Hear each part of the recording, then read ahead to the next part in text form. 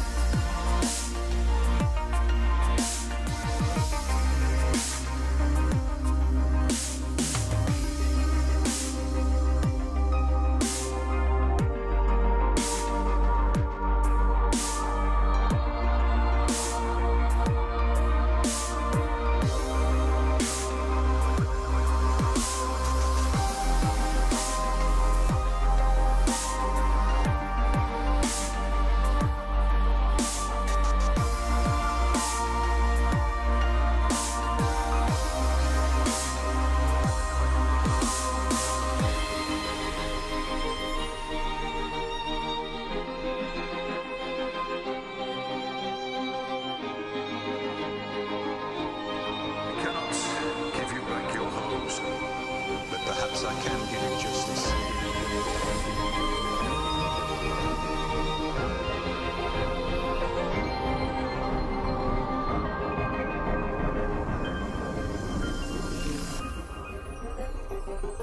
In the name of our king.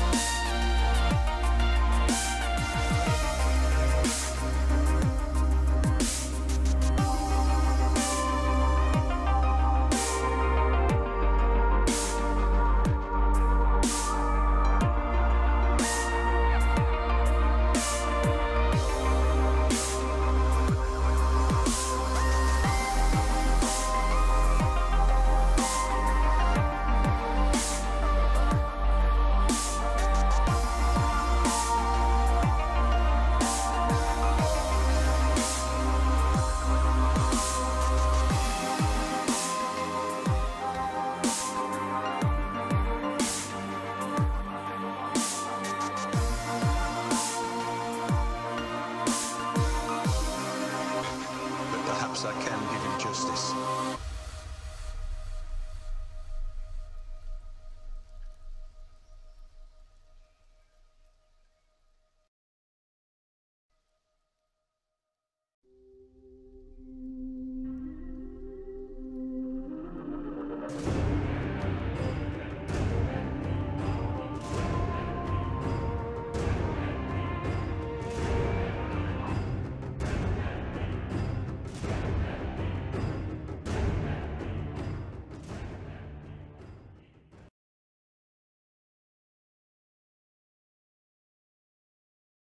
I might have the microphone. Okay, now we're live.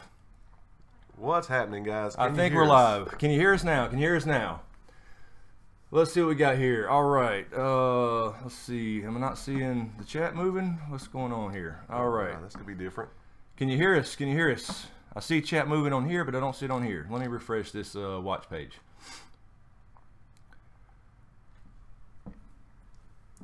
All right, we have 1,500 people joining us already. All right, that's exciting. Good to see, 1,600. Okay, all right. Hey guys, how you doing? How you doing? You hear us okay? Let's see what we got going on here. What a damn episode! Yes, what indeed. a damn episode, man. Let me say right up front before we say hello to everybody. Yes, indeed. Danny needs a fucking victory. You're right. quick. You are. She's so losing right. this shit, man. They're kind of weakening her up a little bit. I think all her ships are gone. Let's see who we got here. I'm just going to pause here because it is flying by. Maddie, hello. Tom, Noah, D, Kendra, Wesley, Rebecca, Dana, the Weirdo, Ida, Summerchild, Lydia, Anita, Doc Holiday. There's Doc Holiday. Thank you, Doc Holiday. Got your package. Yes, we Appreciate did. it. And that was awesome. And speaking of what Doc sent, we at the same day. I think it was the same day, I got the Proto Stark shirts are available. Yes, they're they on the Teespring store, and I haven't ordered my damn own shirt yet. And Doc sent some awesome Proto Stark shirts. Awesome Proto Stark shirts and Dragon Raised by Wolves parts 1 through 4. Yes, he did. So thank you, Doc. And what did you say? What's that? When the FedEx guy delivered it?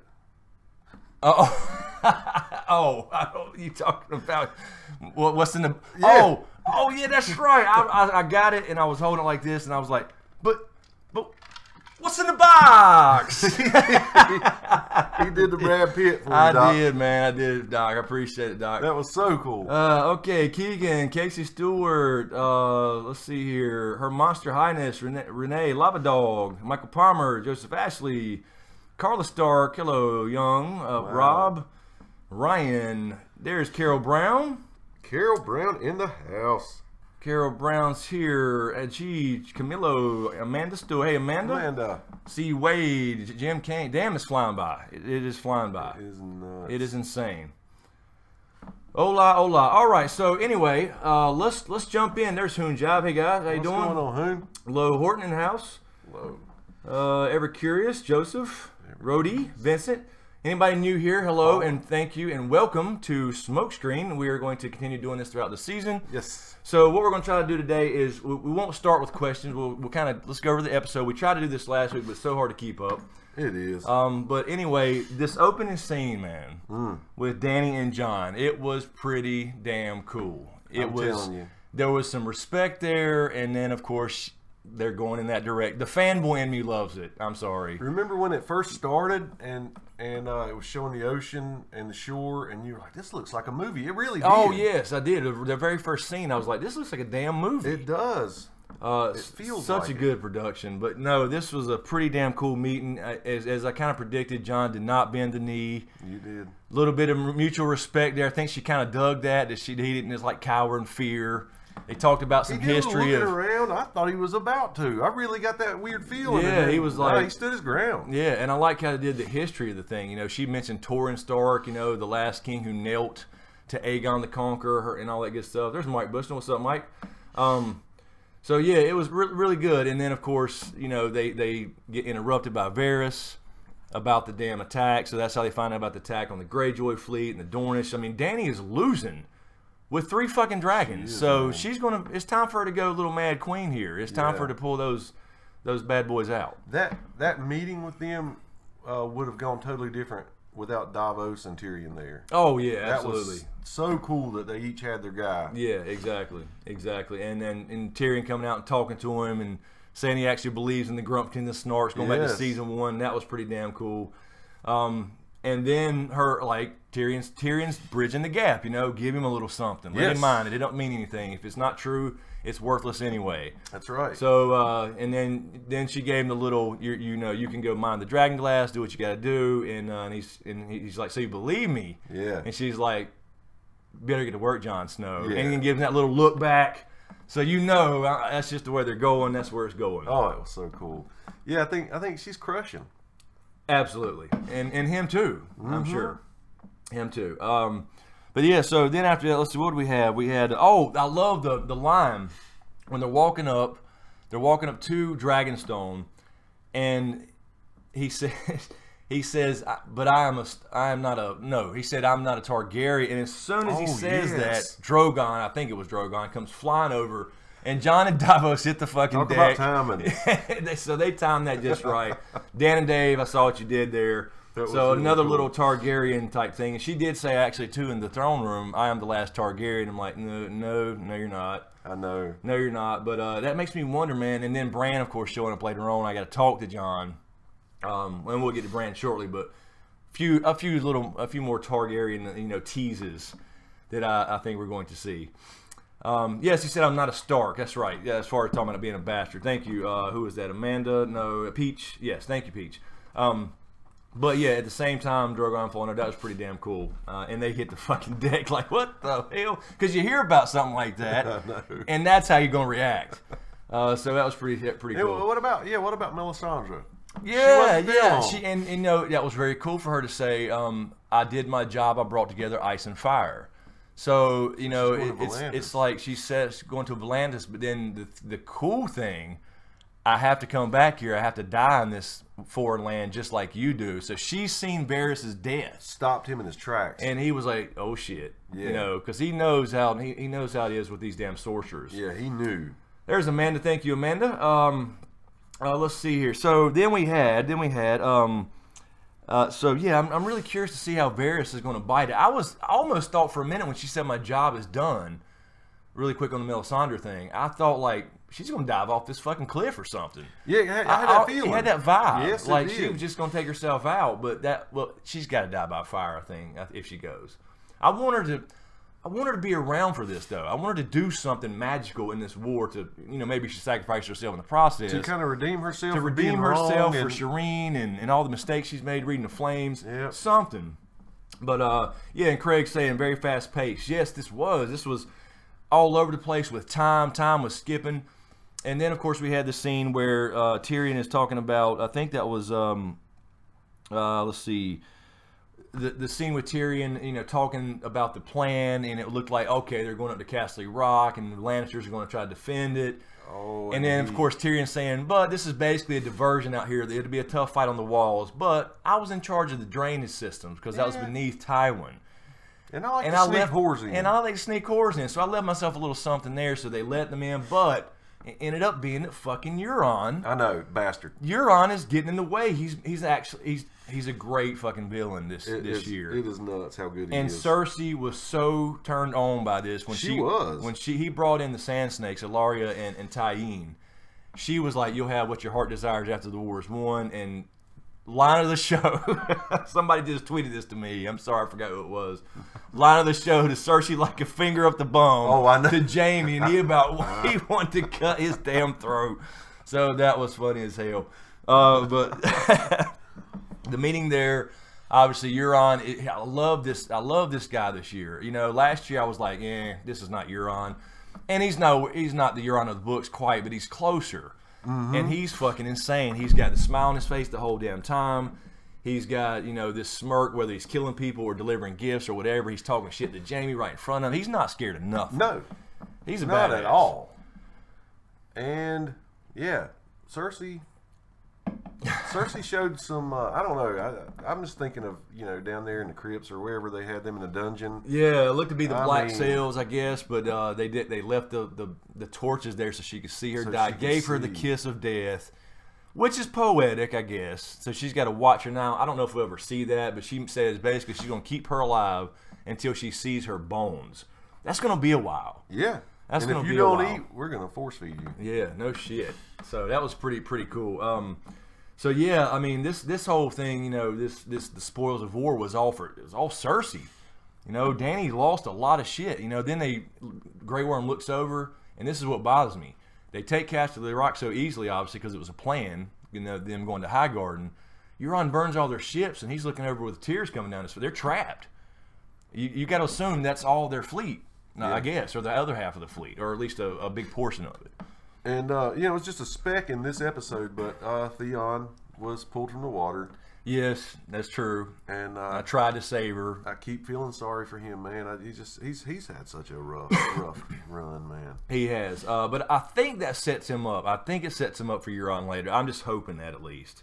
But yeah, I mean, he's pretty damn pitiful. But he was, again, from last week, if he would have rushed Euron, they both die. At least there's a chance now. So, oh yes, and then Jaime and Cersei, after she obviously gets off on killing people now. So she was all fired up. She was fired up. Yep. She walks in to Jamie, and he's trying to eat with his gold hand off. He actually took it off for a minute to let his stump rest. And she just goes downtown. I'm just and then he's there. Last week was Grey Worm. This week was Cersei. So damn. I guess that makes her happy of torturing people to death. So she's certainly a good psychopath. Her and Euron are perfect for each other. I mean, that'll never happen, you know what I mean? But they're perfect for each other. Then the next morning, there's a knock at the door. Yeah, we have a visitor, and she's like, "I'm the queen now. We're not playing this game anymore. We're not hiding." Yeah. So, but this is a lot different from the Bank. books because Jamie's already gone, and we'll see what makes him. Olenna started to get to her a little bit. Olenna did before. We'll talk about Olenna, but definitely started to get to Jamie a little about Cersei. So he's mulling all this over, and something's going to change his mind.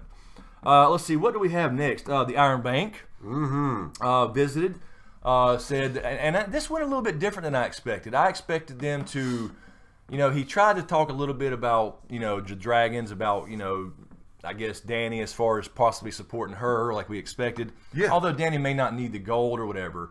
But the point being is they support their enemies. That's how they don't have a standing army. Right. But then Cersei talked him into like, hey, you stay here as our guest, and I promise you this is done. And then they made it a point to show the gold at Highgarden. They did. They showed the gold at Highgarden, and they didn't even show the battle. That was surprising. I thought there would be a little something, but I'm kind of glad they did it that way. You just see Jamie walking through Highgarden at various places to go speak to Lady Olenna, R.I.P. She went out like a champ. She went out like a champ. She sure did. She went out. She dropped the mic, even though she was the one doing the dying. She dropped the mic on Jamie because she basically told him, "I fucking killed Joffrey." Yeah. She finally admitted that to Jamie. After she drank the poison. After she drank the poison. Will there be pain? No. I killed your son, by the way. She took it like a damn champ. That was pretty damn awesome. Let's see. So that was, God, I hate to see her go, man. She's awesome. She's one of my favorite characters in the show. Let's see here. What do we have? Oh yeah, the line with and kind of back to Jon and Tyrion and their meeting out there a little bit on the grassy plains wherever this was. They just took a walk, I guess, away from the castle. And so they could both brood. Yeah, so, exactly. And that was funny. Tyrion was like, I came out here to brood over my shit, my fuck up of Castle Rock, and hell, you look like you're brooding better than me, so I feel like a failure at brooding. Yeah. So it was kind of funny to see Jon and Tyrion back at it. They used their old lines, a lot of callbacks from season 1. So cool. That was very cool to bring that up. The bastard of Winterfell, the dwarf of House Lannister, when they met. We so saw I really love that dialogue from the beginning. We saw absolutely. It, yes, Mike Harris says, Bran. Yes, we finally saw Bran. Yes. And just, if anybody's not sure about this, just to let you guys know, this is apparently what's going on. When Bran is not around a lot, it's because Cersei, Lena Headey, real life Cersei, and Bran, Jeremy Flynn, dated apparently in real life and don't get along, didn't go well. So they're not apparently seen again around each other very much.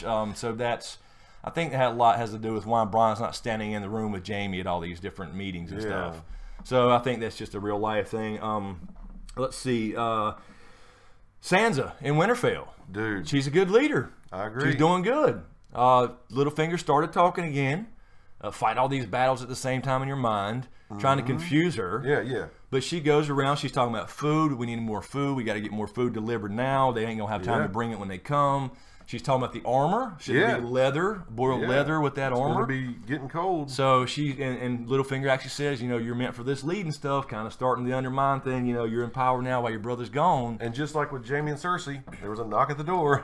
Exactly, knock at the door. Somebody's at the gate, and so here comes Bran.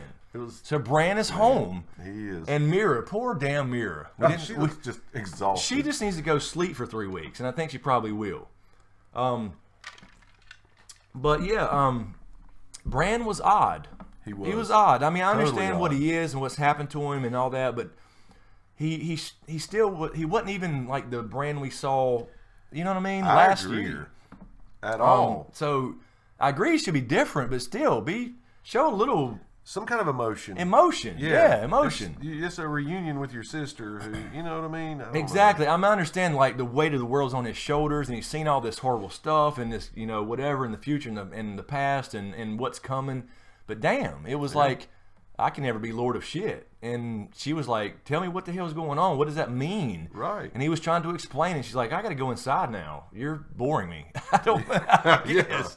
So Bran was a little odd to me. Let me go talk to the chick that just drug your ass. Yeah, let me go talk to her and see what the fuck she's got to say. Maybe yeah. that would be a good scene right there. Actually, they should have put that in there. Mira talking to Sansa. Yeah. Look, let me tell you what. Let Let me tell you what he's been through because Yeah. he's, you know, he. I know he's weird now. Let me. Yeah, explain why. exactly. So he don't care nothing about it because she brought it up and they kind of they put that out there so everybody can understand.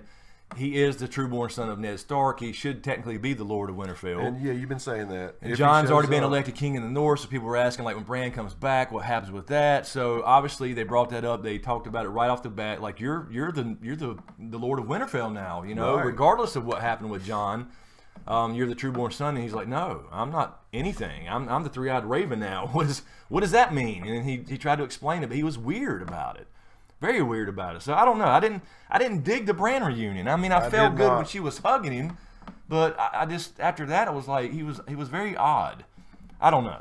I know it was just his whole face. Just it did look. He looked like he had plastic surgery. I know. That's the way it reminded me of. Like you see somebody with fucking, you know, what's it called, shot up in their face. Then let's see what we got here. 3,300 viewers. Awesome. That is cool. Glad you guys are hanging out with us. So let's finish this up, this recap. I just like that line that Tyrion said to Jon real quick. He said, "She saves people from monsters." Yes, that was great. I thought that was really great. cool. Exactly, and it ties back into Sansa at Winterfell, you know, and you know all that good stuff of Ramsay being a monster. Yeah, but yeah. I mean, I loved it. The idea when Tyrion was telling him, like, you know, look, there's more to her than just a Mad Queen's daughter. She could have came here years ago, but she decided to free a lot of people. Yeah. So that was really giving Jon some insight into who she actually is, because she wanted to come off kind of tough in the throne room. Did she not? Yeah, you know, she's got 47 titles, and it's like, and Davos says, well, this is Jon Snow. Yeah. And that was it. He's the king in the North, by the way. Yeah. Because she had 47 titles. He just got like, it's Jon. Hey, I'm Jon. Glad to meet you. Like Apollo Creed. So that was great. So what did everybody think about, you know, and we'll get to some questions here shortly, but what did everybody think about the finally seeing Jon and Dany together in the same room, you know, and then of course talking afterwards? I thought it was pretty damn good. So let's talk about our boy Sam. Yes, Sam the Sitter. That's right. Great, I expected a little something different from Ebros, but Jorah looks like he scraped all that shit. We don't know if that all came off, like he took it off, or if what the ointment. I guess it's supposed to be that he took every scab off and then rubbed the ointment. Apparently Neosporin. I am disappointed about the whole cure thing. For quite a while. Yeah, that's true. I am disappointed about the cure thing. If you guys saw that HBO released those books, the Maester's books that Sam was going, you know, following the instructions, and it's just like it was pine resin, beeswax, and a couple other things. Yeah. Localized honey from localized bees. Yeah, that was in there. That was in there. And then.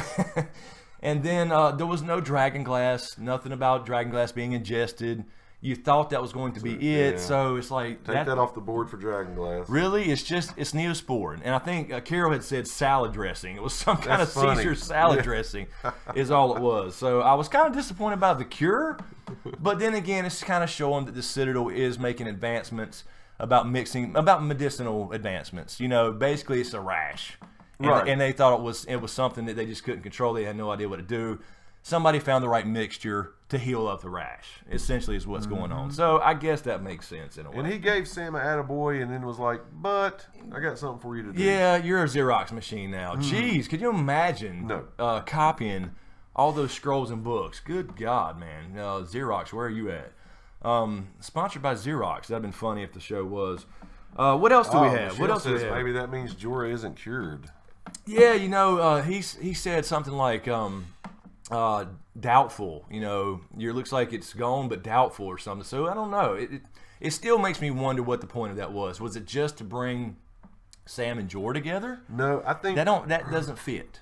I think, and it's probably just wild guess, but I think that kind of sets him up. You know how it's almost like getting a vaccination. So now it's going to help him somewhere else. having Yeah. had it and survived. That's true. And that begs the question, could he get it again? You know, although I still think Sam probably has it.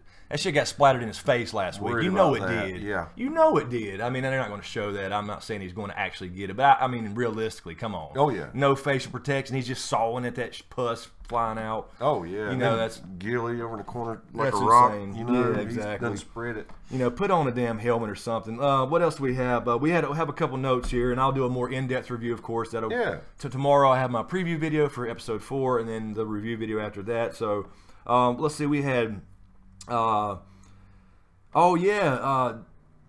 at the war table and Tyrion. You wrote this down. The line.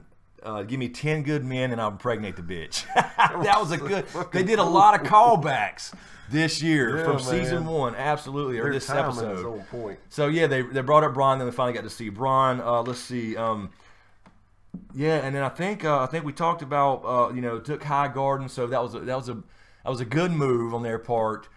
But the Euron, I didn't see the Euron thing coming with Castle Rock. I knew it was going to be pretty easy because Tyrion, I mean, it's not pretty easy, I guess, and people dying, but you know what I mean, with Tyrion's plan to get in Castle Rock. We knew the Lannisters wouldn't be there, a lot of them, because they were going to High Garden, but I didn't see Euron already making it back up to Castle Rock around from King's Landing. Good point. That's a long, long time. Right, You got to man. go all the way around the continent. Right. So You know he's half drunk. Yeah, so exactly, off Nightshade. And so, yeah, there's a lot of time passed here in various scenes. And I know it's not practical. Beauty in war is not practical as far as armor goes, but Jaime Lannister's armor is beautiful to me. It is. It's gorgeous. The Lannister stuff is awesome. So cool. Those And- blacksmiths are top notch, man. Oh yeah, it's badass. Definitely. It's always been my favorite armor, I guess, from the houses. I will say before we take a question, I thought the mountain was going to kill the Sand Snake. Yeah, I was thinking that too, He because moved like, in, and then she actually mentioned that would be poetic if we had the Sir Gregor, crush your skull like your lover. So she really it was drove that in too. She absolutely did. So I thought that played a role too. At least one. I was actually thinking there would be a parallel since John brought it up with Dany about the Torrhen Stark and Brandon Stark dying at the hands of the Mad King. Oh yeah. I thought there was going to be a little wildfire going on in there, honestly, right in front of everybody. Right. But I guess it makes sense. Cersei wants to punish them, and it's not going to be instant. So that's going to be it's poetic with poison, I guess. And I guess the last thing on my mind is Melisandre saying, "I brought fire and ice together." I thought that just hearing her say that was cool. Yes, I mean, even though it was. she's thinking he's ice, Exactly, you know because she's not completely sure what's going on with that king's blood. Felicia says Sansa had PTSD from the wedding. Yes, that's true. Bran did bring that up and say, "I'm sorry it had to happen to you here. I'm sorry it had to happen at our home, but you look beautiful in your wedding dress," because he did get married from a werewood tree. Both of her weddings got brought up in this episode. Exactly, including Tyrion. Yeah. Does she still miss? John was like, "I didn't need to know that." Right, illegitimate and unconsummated. He made sure he told him that. So. That's right, Heart Lady. Let's see. All right. So I know. I think we had a few questions here. I know we probably missed a lot, so you'll remind us. We already got a bunch of super chats. Okay. Sweet. Let's see here. So anyway, before that, really quick. Overall, I love this episode, but this is going to drive. I haven't even watched the preview little thing yet. We didn't have time. We were kind of behind on the DVR. I know. But I'll watch that for the preview video coming tomorrow. But this is Cersei. Cersei has basically started winning this war. So Dany is going to have to strike, and we're going to see some dragonfire next week. We have to. I mean, she is going to have to say, "All right, enough is enough." It's not happening as easy as I thought. Cersei's really doing Yeah, a good with job. Euron there, it makes all the difference in the world. Does And it he not? is, Yeah. he's fucking Dany up right now. She was honestly. ready to go though, and Tyrion She said, was. "We don't need you flying around." Exactly. So, but she's going to ignore it. She's going to have to listen to Lady Olenna some, like she mentioned last week, and ignore him and go and hop on Drogon. She's going to have to. She's got him. She's going to have to use him. Let's see. All right, so we had some super chats come in. Thank you guys so much, and thanks everybody for hanging out. Be sure to subscribe and give us a like and all that good stuff. If you don't have an account, log in and subscribe, please. It helps the channel. Thank you so much. Yes, it does. And glad you guys are hanging out. 3,600 people hanging out. Very cool, guys. She-Mac14, thank you, Thank you, She-Mac. She-Mac. Don't give a fuck about Sand Snake. Deserve it for after Marcella. I felt the same way. It is true. It is absolutely true. You know, and you know what? The whole Dorne thing, yeah, I did like Tyene, and I thought, you know, maybe there's a chance that Bran somehow comes in there, you know, the most beautiful in the world with the poison and all that. But yeah, you know, it's true. Myrcella was innocent. This was not a murder.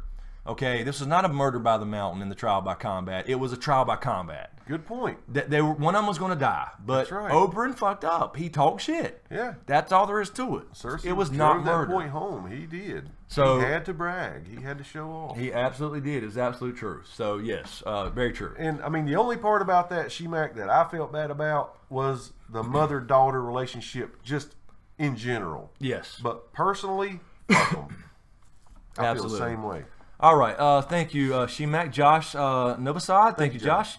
Why isn't anyone telling Dany that Jon died? I thought Melisandre didn't tell her last episode because she didn't want Dany to hear from Jon. Yes. Davos, he stopped Davos. He did stop Davos. But she called a part of that. She did say back when she was meeting with Tyrion, wait a minute, didn't you hear what Sir Davos said about a knife in the heart? Yes. So she got the idea, but she don't really fully know, and Jon stopped Davos from saying that. He don't want him saying that he's been brought back to life for whatever reason. Probably because you don't understand why. Yeah. So that's being withheld right now. If you're in the middle of a pissing contest like that, yes, throw that out there. Exactly. But he's holding it back. That's for true. Some reason. He's holding it back. I trust him. Exactly. So thank you, Josh.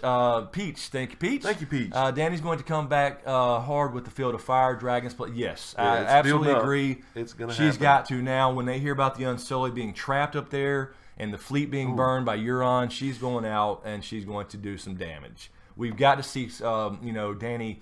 Again, it's not about the war in the South, but right now for her it is, and she's got to get a victory. She's got to show the Lannisters, I'm not playing anymore with your little tactics. So you had your chance. So she's going to have to, yeah, Field of Fire 2.0, here we come. And I guess I'm going to assume that will be next week. Because they will be marching back from High Garden with all the gold and shit. Because they did go down to get the gold to pay the Iron Bank. They clearly showed that. Let's see. The Lannisters do pay their damn debts. They got to give it to whatever it takes. Glenn Shipman, thank you, Glenn. How have the tides changed now? Dany needs Jon. Does Jon have a way he can help her? Yeah, it does make her need you know, a big northern ally like that in the war. So she will have to now kind of listen to him, at least hear him out and say, okay, I need your help. Yeah. So I'll go up north with you and do something or whatever you need. What I got to do because I need your help because Cersei's winning now. That's a good point. But then again, also next week she could go change the tide in one battle with the dragons. Yeah. So yeah, I mean I can see that. Cersei's confident in that dragon weapon. Yeah, yeah, I know. Maybe it's like I don't know. know. It's what is it? A ballista? I can't remember the name of it, but it's like a one-shot thing. I don't know, man. I don't. We'll see what happens with that. But I'm sure they're not going to show it and not use it. But then again, so I will say in response to Glenn, you know, the Cersei victories does actually give Jon a little more leverage. It does. Absolutely. Yeah. Doc Holliday, thank you, Doc. Thank you, sir. James put parts 1 through 4 on just for you. And I noticed that at the very bottom. Yeah, the very bottom. Parts 1 through 4. But hey Doc, I love that font. Send me the name of that font, man. That is a badass font. It really is. The part at the bottom, Doc, where it says Dragon Raised by Wolves. That font was awesome. I really love that font. But yeah, very cool. I'll wear that shirt in one of my next videos, Doc. That's yeah, absolutely. Awesome. But yeah, it was funny because you sent that and we started laughing. We were loving them and looking at them. I was like, damn, we just put the Proto Stark shirts on the site, so they are up and available. Proto Stark is there. Carla Stark, thank you, Carla. And I'm sorry. Oh yes, and a bottle of wine. Oh yes, awesome, yes, thank you. Yes, absolutely. I've actually started collecting those bottles. Yeah, man. So cool. yes, added to my collection. Thank you, sir. Carla Stark. Thank you, Carla. Why didn't Jon want to know he died and was brought back? Seems like he's scared of something, or is he holding his cards too close? Yeah, I think I'm not sure. I think he doesn't understand what that means, and if he saves that if he needs that to convince her, like finally, like look, this is for real, absolutely for real. Here's what happened. Here's my scar. Yeah. I came back from this. Melisandre should have already told her. And Melisandre, yeah. It seems like she would have said, I've seen this guy resurrected. I helped. But she did give the reason. She didn't give the reason that she believes in Jon as far as the prince that was promised, or at least you have a role to play But that was the reason, because she did resurrect him. He's there for a reason. But yes, I guess he was expecting that to come out, but he's holding it close. He is. So we'll see what happens with that. Maybe it'll tie into RLJ or something. I don't know. And he's slick, man. So I just trust him. But it looked like Davos kind of knew the look. Like he had said that before. Like and he had to kind of stop him again with the look. So he had told him, like, don't be telling people I've been brought back to life. I shouldn't be here. I don't want her to let him leave with that dragon glass until he has a chance to get up close to a dragon. Yes, we got to see that for sure. And I'm telling you, I think that next week we're going to see dragon action. We got to. I mean, she's losing. She's fucking losing. Let's see. Christabel, thank you.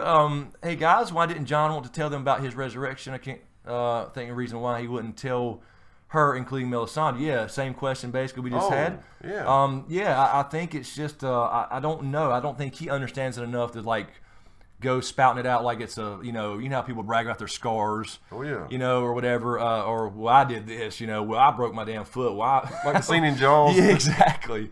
So yeah, I mean it's hard to tell right now. I think he doesn't understand it. He doesn't believe that he should be there still.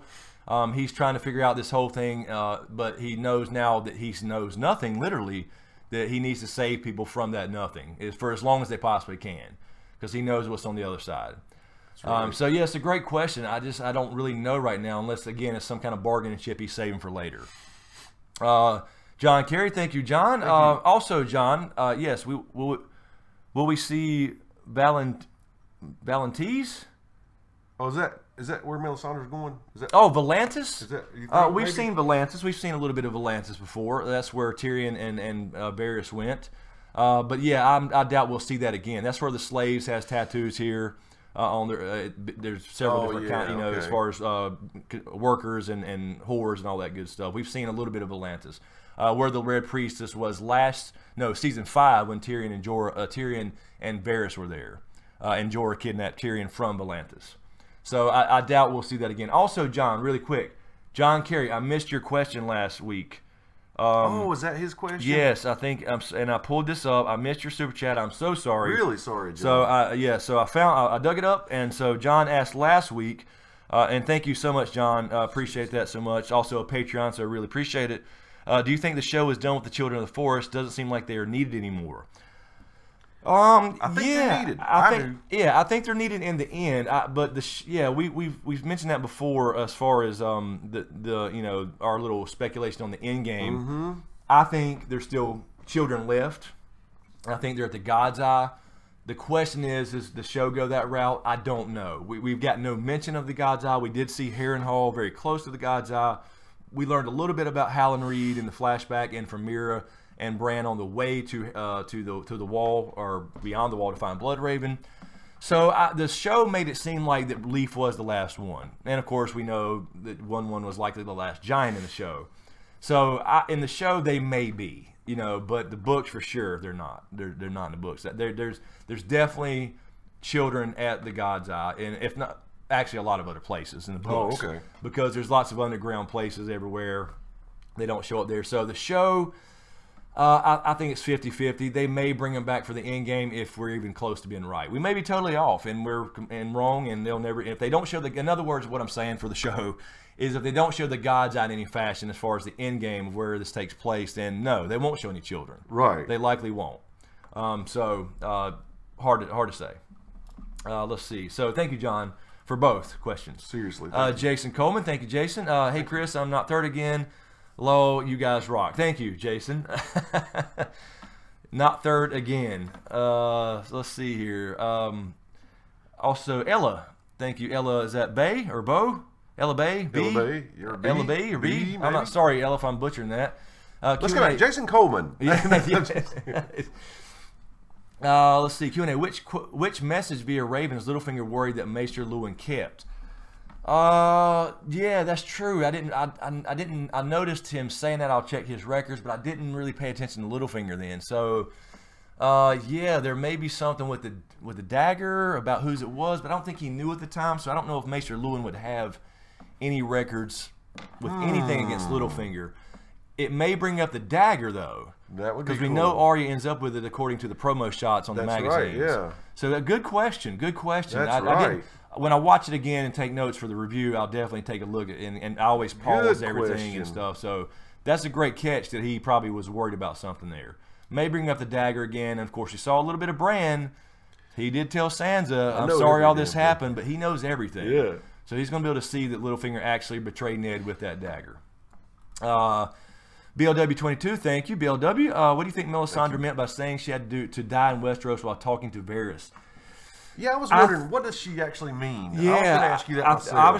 Obviously she's seen her death here. She's seen Varys is in the flames, and I think it has to do with, because I just keep going back to this, and I could be way off, but I keep going back to season 4 with her and Stannis, or 2, I'm sorry, was it 4 or 2? I don't remember.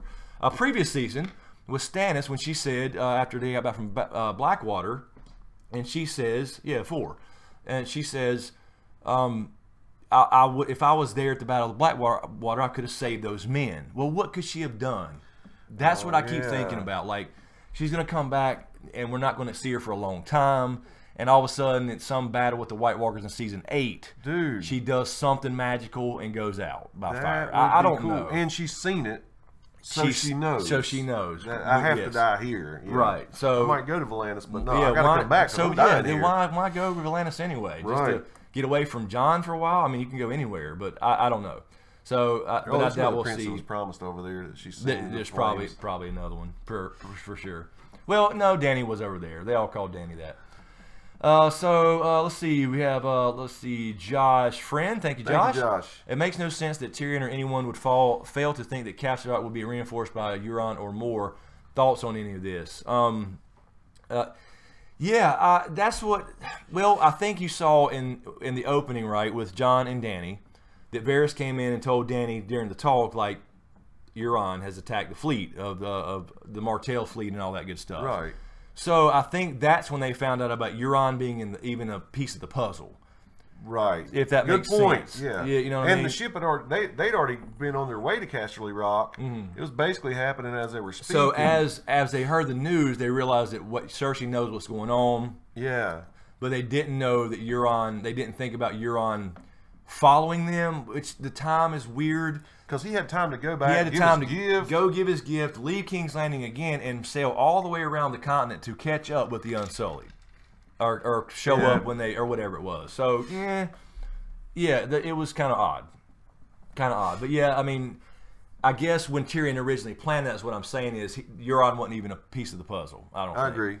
So I mean, they knew Euron was an enemy, but they didn't know if his ships were complete and all that, because they did, obviously. Theon and Yara went to Dany anyway and said, our uncle is an asshole, we need to kill him.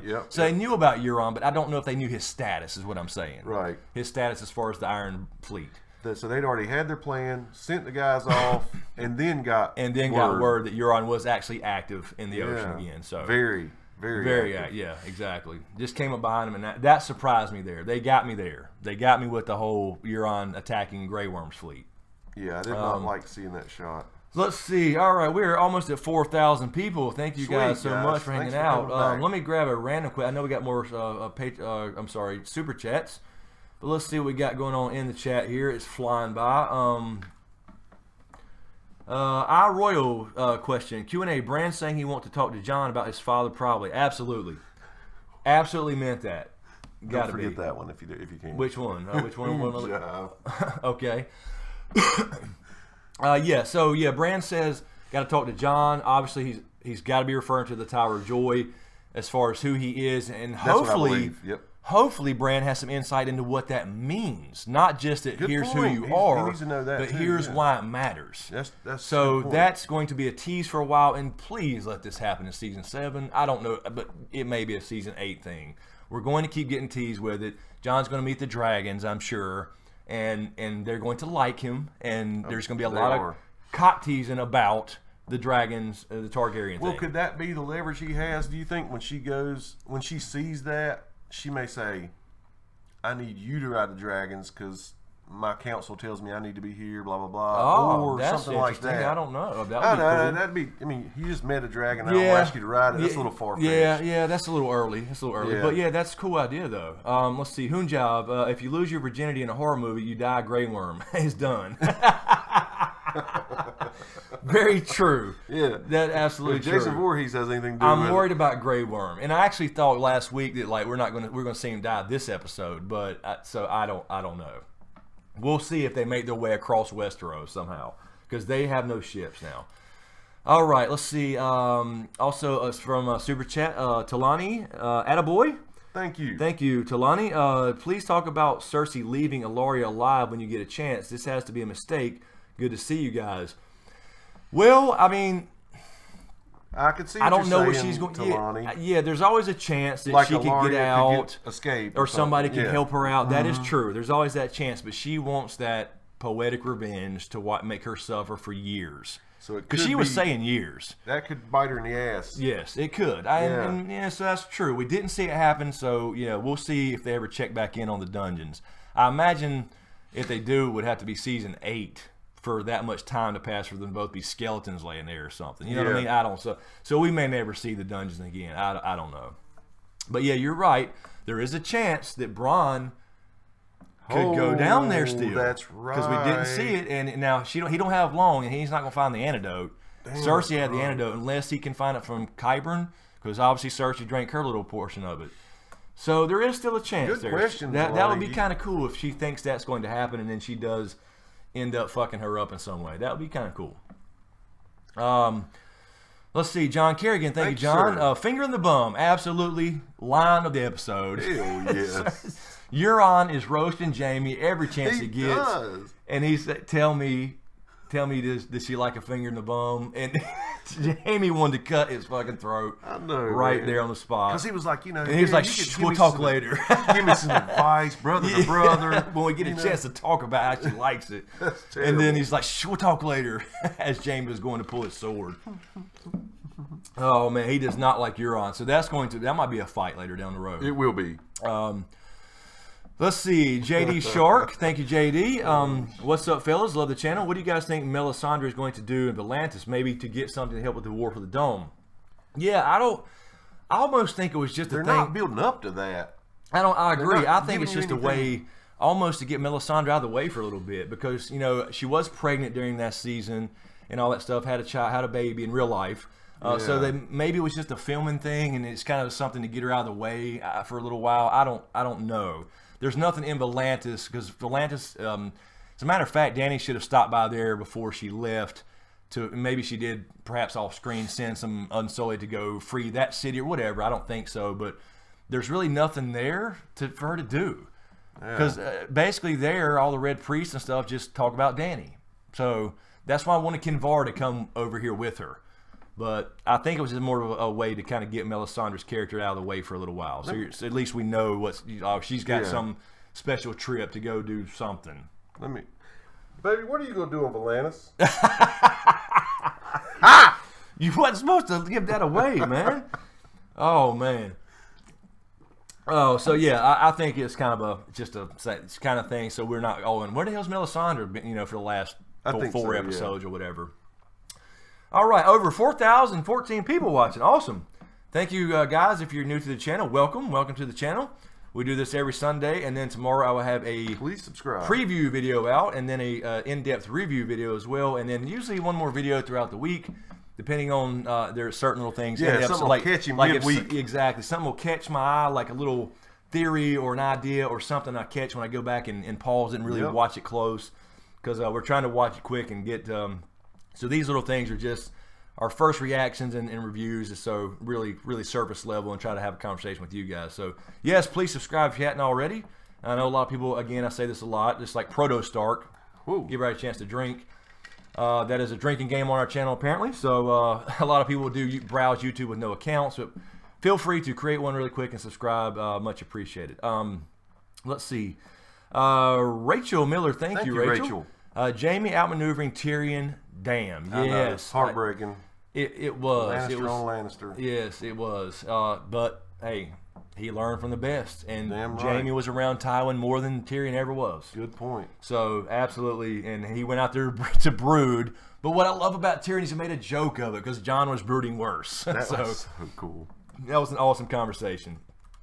John Kerry again. Thank you, John. Thank you, sir. Oop, I lost it for a second. Hold on. There. I think that's Nope. Almost there. Holy moly. Wow, we've got some piling in we have not seen. Let's see. Sorry, John Kerry. I'm trying to find it. I lost it. Wow, what is going on? We have a lot of questions to get through. So maybe that was not a good idea holding them to the end. But we wanted to talk about the episode a little bit. There we are. Is this right? That's is this right. right? Okay. John Kerry again. Thank you. Thank you, John. Bran creeped out Sansa. Yeah, he did. He creeped me out. Truly did. He looked like he had Botox injections. There was something wrong with Bran. Like, I mean, is he? He'd been in a boxing match. I mean, yeah, he did. It's like they inject him with Botox. He got a facial.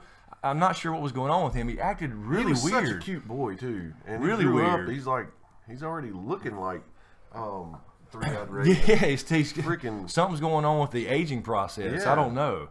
But Botox was definitely not invented in that time period, I don't think, but he had some somewhere.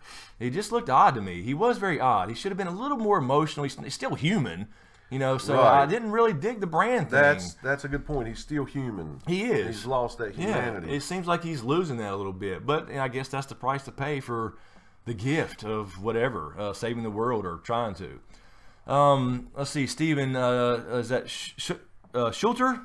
I know we butchered this. Schluter, I knew that. Sorry, Steven. You guys, great episode. Bran was weird as fuck. Yes, that's the second one in a row. Seriously, he was. It's like he's overwhelmed by all this, which, I mean, I can understand to a degree, but it's still your sister, and you're in Winterfell again, you're home, and Mira don't have to pull you around. So, yeah, damn, lighten up a little bit. Yeah. Carol Brown, thank you, Carol. Grand Maester and Sir Tie-Dye, he greeted Sansa the same way Ramsay did. Hello, Sansa. And he told her about the wedding in the her wedding in the woods. Yes. Absolutely proved to her right then that something's weird about him, about this three-eyed crow thing. He knew things that he shouldn't have known.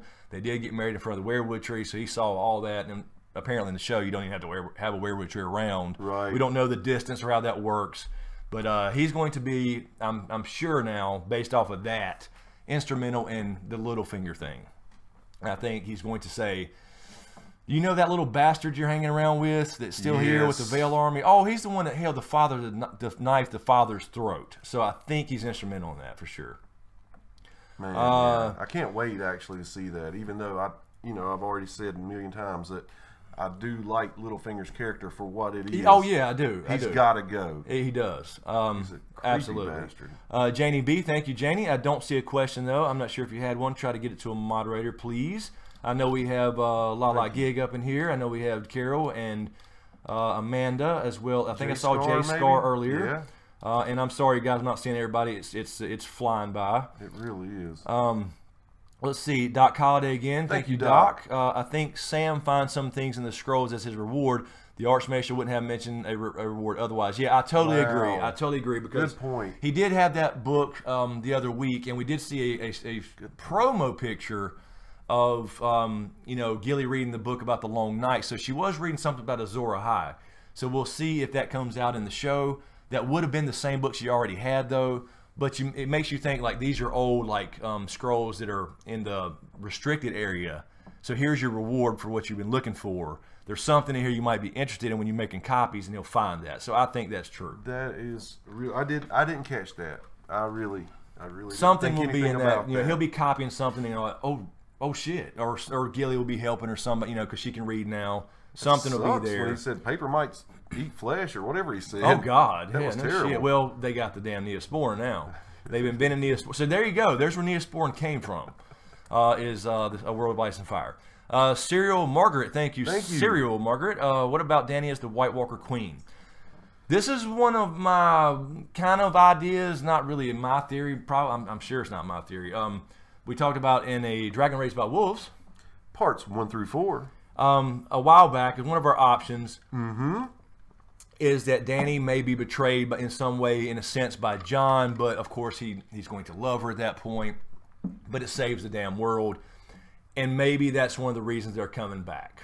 But I'm not there yet with the whole Night's Queen thing. I know we have a story about the Night's Queen, 13th Lord Commander, all that.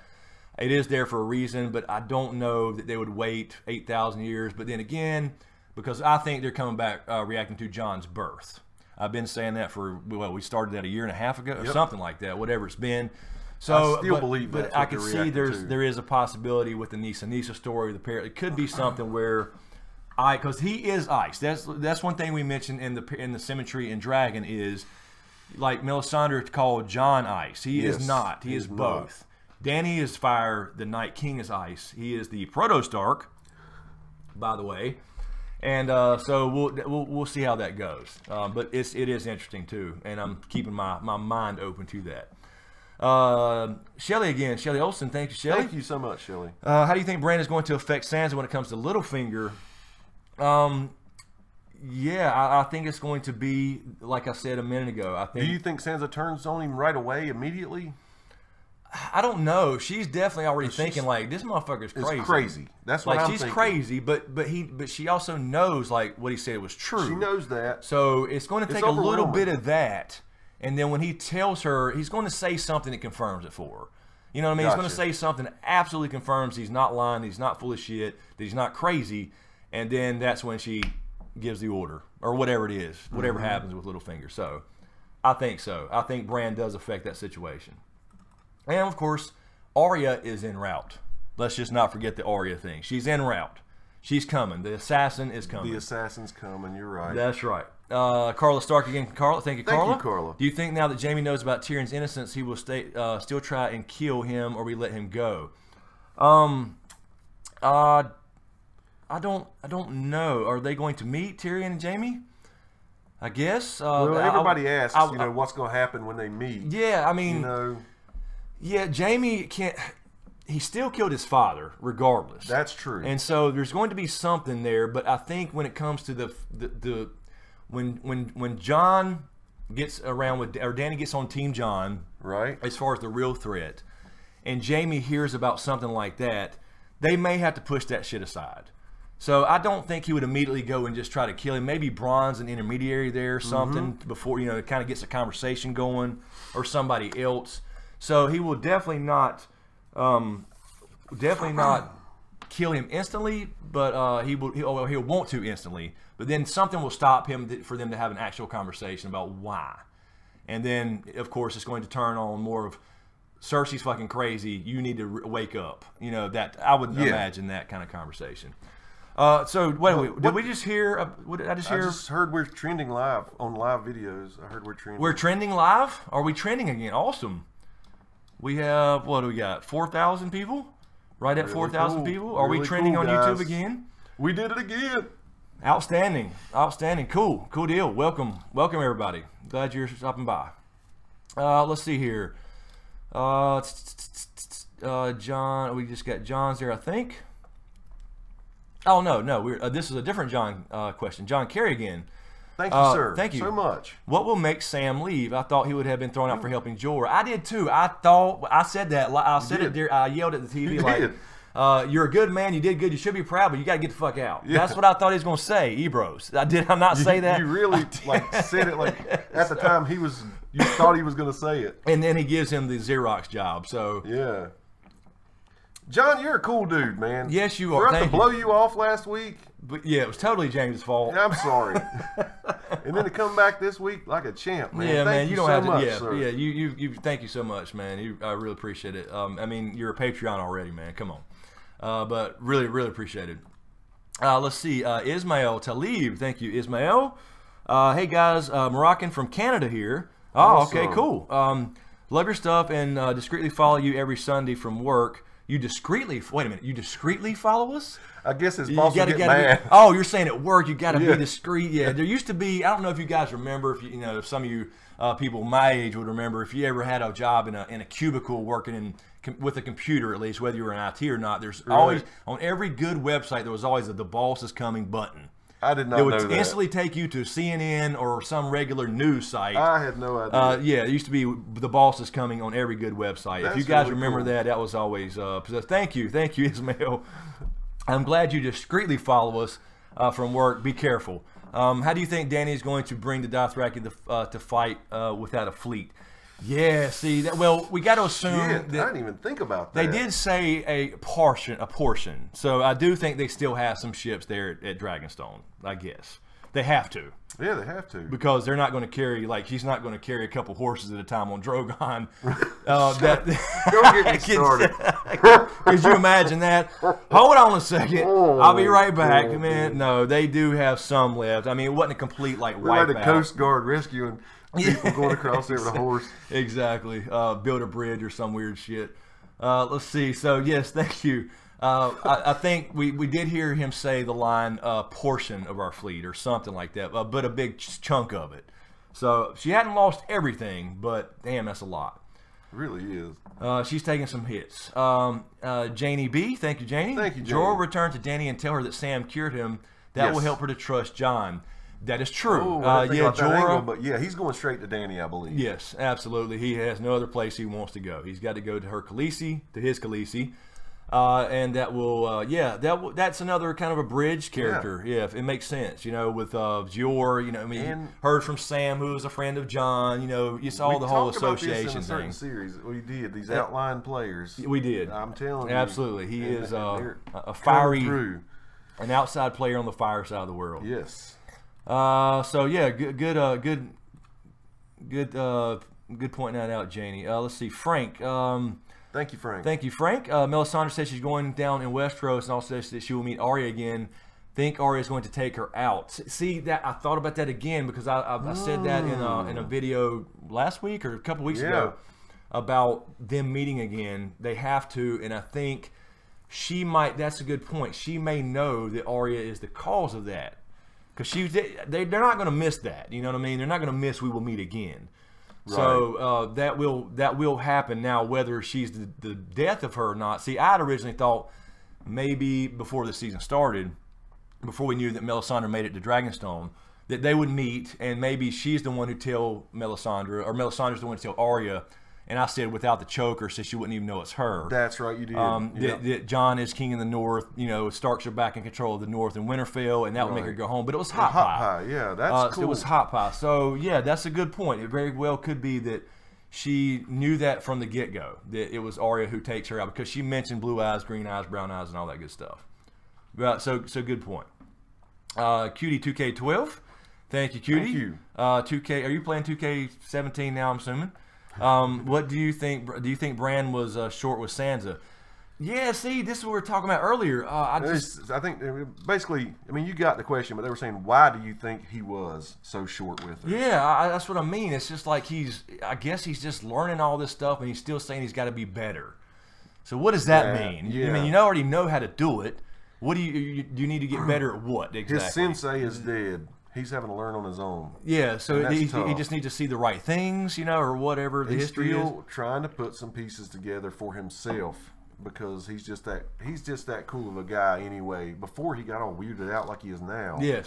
He's that kind of guy. He will not want to give false information that he doesn't understand himself, I believe. That's true. That's true. Yeah, I mean, but I guess he's just very, very overwhelmed. I mean, I'm sure he is. Makes your face swell up. Yeah, get Botox injections.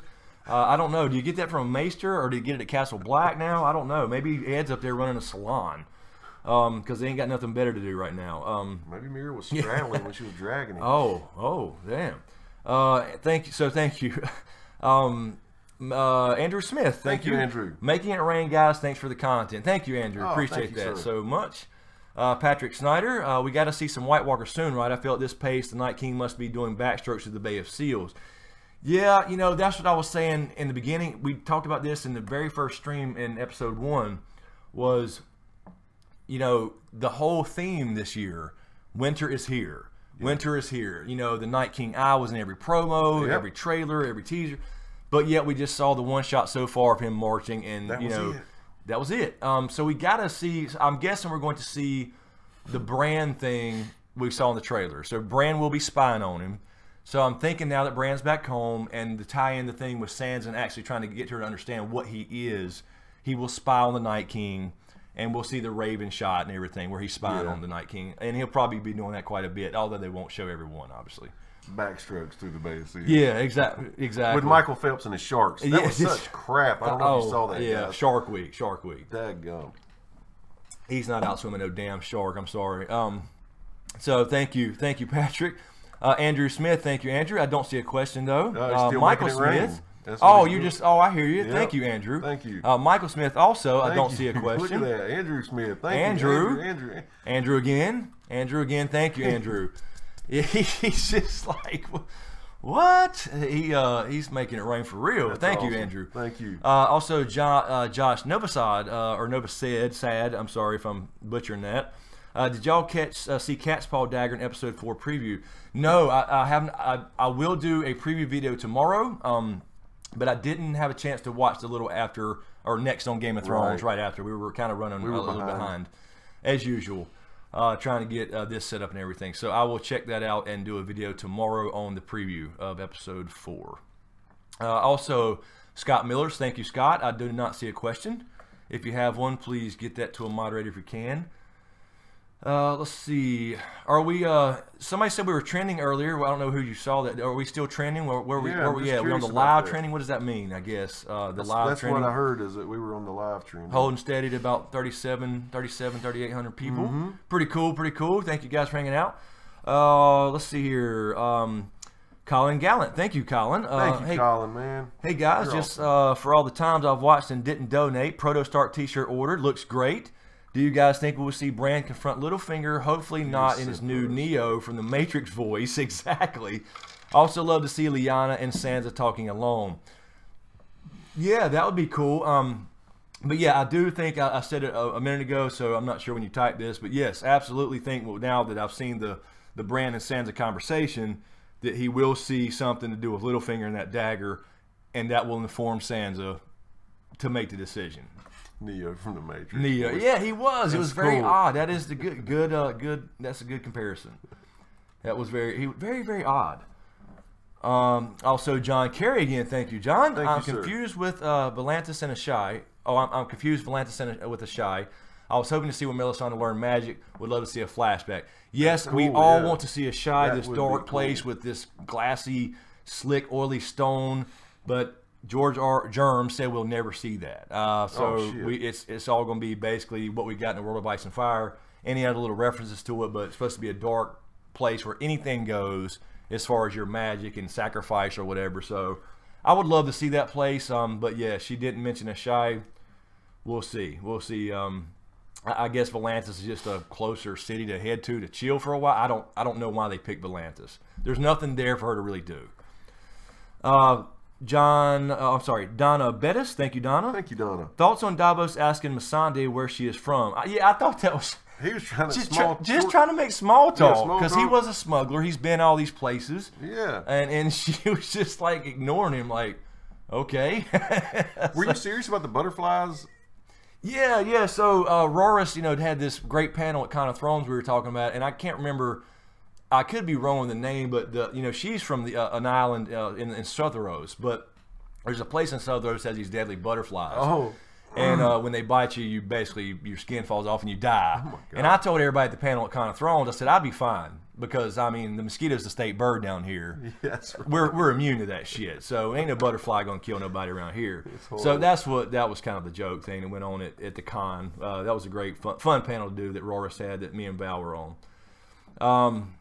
Yeah, I just thought it was small talk, though, that, it was just one of those things where it was kind of the breaking the ice with these new characters being so formal. And she was having none of it. And she was just like, no, I'm going to remain formal until I go announce her 47 titles, and then we'll loosen up a little bit later on. So that's basically what that was. Laura Bell again, thank you, Laura Bell. Thank you. If Melisandre is leaving for Volantis, then obviously Arya and her won't be meeting again until season 8. That's true. We just don't know the timelines here. But the way they're moving now, with Euron going from King's Landing, all the way around to Castle Rock, right. It could be next week and she's back. So, yeah, I'm just going to assume for now that Melisandre's done for the season. I just don't think there's anything else for her to really do that she. I want her to stay there with Dany and talk to Jon and all them, and just be involved in the conversation. But if they're going to ship her off to Volantis, I'm assuming you're right. Season 8. Let's see. Let's see. Where we got? Scott Miller. Scott Miller. Thank you, Scott. Love y'all. Two things. Dany tells Jon, I know you two lost brothers, implying that she knows Bran isn't dead. Yeah. I thought so too. Yeah, that's true. She said 2 brothers. Yeah. And why Jon's so spineless this episode? I didn't think he was spineless, actually. I thought he stood his ground because, you know, she could have literally had a Dothraki slit his throat at any time. Anytime. He had no move there. And he was not going to bend that knee until he just wanted to leave. Yeah. He couldn't be aggressive or anything like that. That's true. Yeah, I mean, exactly. Because that's what a you good point. said, I mean, they would be dead so fast. Yeah, that's true. That is true. He couldn't be aggressive, but I think he did hold his ground a little bit. He didn't go in there. I think she expected him to show up. And, you know, here's who I am. I have 50 titles, 3 dragons. And he's just going to drop to his knees like Torrhen Stark. I love they brought up the history. Yeah. I really love that she knew her Westerosi history, the king who knelt Torrhen Stark, the last king in the north. In perpetuity. Or whatever. Yeah, in perpetuity, exactly, as far as the oath to Aegon.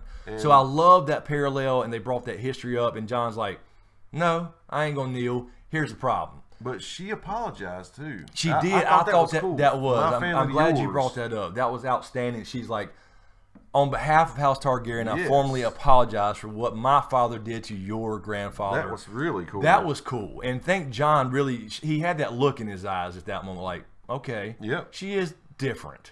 She's not like what these lords in the north are telling me she's going to be. Right. And then Tyrion kind of reaffirmed that later on about what she did.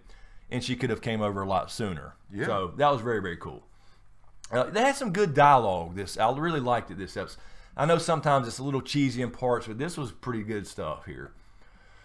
Let's see what we got. Let's see, where are we at on people? We're at 3,700 people. Did I just hear from somebody? Did Carol say you said that we are we trending on YouTube?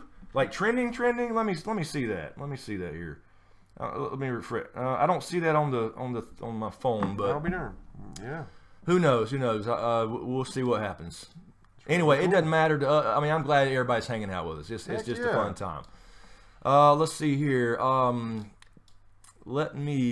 think we're almost caught up with these for a minute here. Okay, CMob. CMob. Thank you, CMob. Thank you. Everyone is worried Sansa's getting power hungry, but Sansa says the Lone Wolf dies, but the pack survives. In the trailers, she's going to be full Team Stark after reuniting with Bran and Arya soon. Yes, I will. Let me say this. You guys know I've had some beef with Sansa a little bit. Yes. I don't hate her by any means. I'm pulling for her. Right. This episode, I liked her better. She was walking around. She was decisive. She was talking about food. She was talking about the armor. Like, she saw all these details. Really cool. Jan Royce is like, well, damn, you're right. They should be putting leather in that shit. And she's never wore a piece of armor in her life. Right, so she's paying attention to detail. I'm liking that. I dug Sansa today. And then when she was getting weirded out by Bran, she was like, yeah, let me go talk to somebody else for a minute. And that's a good point. She didn't pick that up from Ned. She No. was still a little knitting lady or needlework. That's right. She's gone through some shit. And She absolutely seen has. people like Ramsay order people around, Absolutely. pick up on things. So Absolutely. she's got her stripes. Yeah, so she's earned her stripes. So, yeah, I'm liking it so far, how she's, walking around doing the right thing, making sure everybody's taken care of, and thinking about the bigger picture with food and other houses. Other than herself. Other than herself, exactly. So, yeah, I'm all for that. All for Sansa being on Team Stark for sure. Also, Dave Goforth. Thank you, Dave. I do not see a question, though, Dave. Not sure if you meant to have one there. But thank you. If you have one, try to get to a moderator, please. Also, it jumped a long, long way. Sorry, trying to get back up to where we were. Wow, damn. Really? I thought we were like caught up here. We're missing. This chat is flying by. Okay, there's Tarzan back in here. What's thank up, you, brother? What's up, Tarzan? He's helping out to moderate as well. Let's see. Let me grab a random question really quick. Cool. And I think what we're going to do, we're at 1 hour and 15 minutes. Well, let me grab a question, and we'll take a quick break, and then come back and keep on going. Yes, sir. Let's see. Joaquin Kilpatrick. Hey, Joaquin. Hey, Q&A. Do you think Jon Snow's birth certificate is in the stuff that Sam has to copy? Hey, now. That would be cool, but the only reason I wouldn't like that is because Rhaegar shouldn't have had any documentation of this. This should have been a northern wedding. I'm hoping or thinking the Isle of Faces, but this should have been a northern wedding from a weirwood tree where they don't need a septon or anything. But he's talking about birth certificate. Yeah, but there really shouldn't be any birth certificate. They would document like lords and stuff like that. That would be normal. But he's a bastard. They're really, or supposedly. Now, if they were married, obviously he's not a bastard. But would Rhaegar want that information published? You know what I mean? So I really don't know. But that's a good point. I could see something like that as far as Bran seeing the actual past, Sam reading about the actual past, and them kind of coming together at some point to really confirm, along with Howland Reed, who was actually there. I've always felt like Howland Reed would be the confirmation. Yes, absolutely. Let's see here. All right, so let's grab one more, and then we'll take a quick little stretcher. Let's see here. Where was that? Okay, we just talked about. Okay, Dave, you had no question. So Dave, if you had a question, see if you can get that to a moderator. Still Hammered. Thank you, Still Hammered. There is a spy working for either Euron or Cersei on Dany's side. That's why he was so confident when he barged to Cersei and knew exactly where to attack. That's very possible. That's very possible. Of course, you got all these outline players you don't really see. Yeah. So I wouldn't think it's a main character, but yeah, I mean, very, very possible in this world for sure. There is a possibility. Yeah, I mean, you got Embarrassing his birds, and Qyburn now has maybe the birds. We're not sure who really still controls them. Right. Qyburn obviously has some pull over him, and as we learned last year, sugar plums are the key to the realm. It's because you get all the information with sugar plums, and Qyburn whoever has the sugar plums is controlling the little birds, I guess, is the way it's going. Michael Smith. Thank you, Michael. Will a political marriage between Dany and Jon?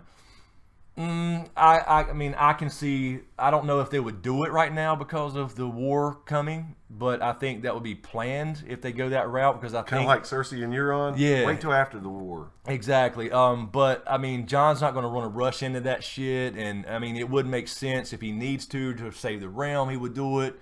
So I think they're going that route. But if they ever actually marry, I don't know. I don't know if they'll go that route or not, but they're definitely going to be together. I mean, obviously that's going to happen. It's a tag team match. You already saw the Dany crushing and Jon respecting her a little bit. Maybe I saw more of the crushing on her end, but I don't know. But definitely going that route. Let's see, Colin Grant. Thank you, Colin. Colin, thank you again, buddy. James, is it young male under the table, or are you into gilf mail? Colin. Listen, I've always had a thing for older ladies. Just saying. I have. Dentures, I'm just saying. But, wow. Baby. Okay. Put that choker back on. Everdome, where are you going? No, you're not going anywhere. No, you don't have to go to work. No, nobody's got to work tomorrow. You can hang out. But no, good night, Everdome. I know people have to work. I understand. Fine. I'll tell you what. So we've been going an hour and 17 minutes already. Damn. So let's do that. Let's take a quick little break, quick little stretcher, and we'll be right back, guys, and continue to answer your questions. And I'm sure there's lots of things. We'll try to find some stuff in the comments if we can see it. Right. I'm sure there's a couple things we missed if you want to discuss actual things in the episode, because I'm all for it. Yes. All right. So we'll be right back. Give us just a couple minutes. Thank you.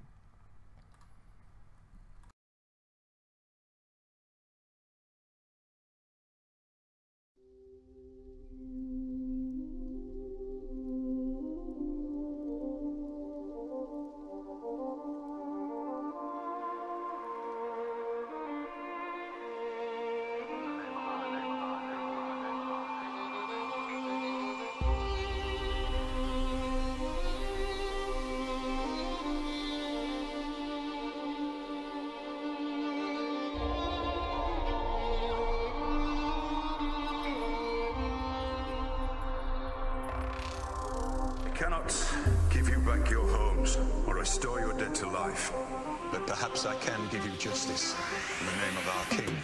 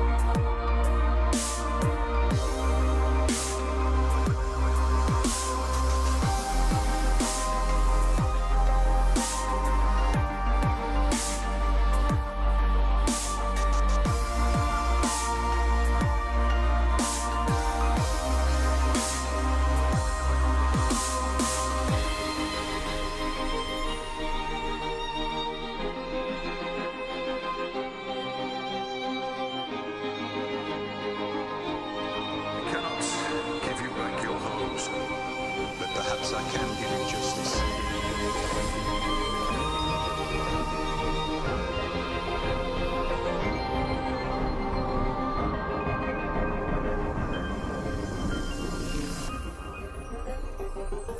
In the name of our king.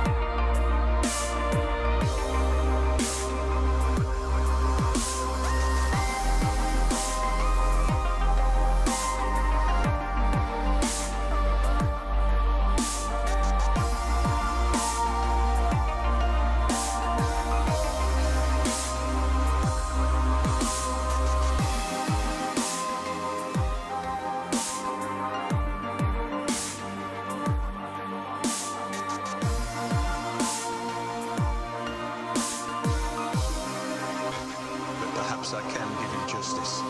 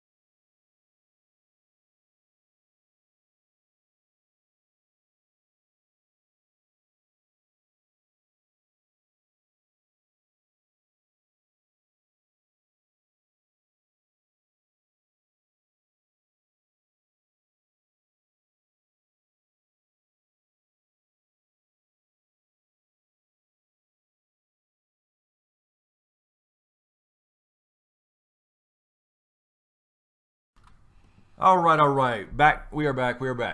And let's do the mandatory mic check. Make sure we're still good. Everything looks good here.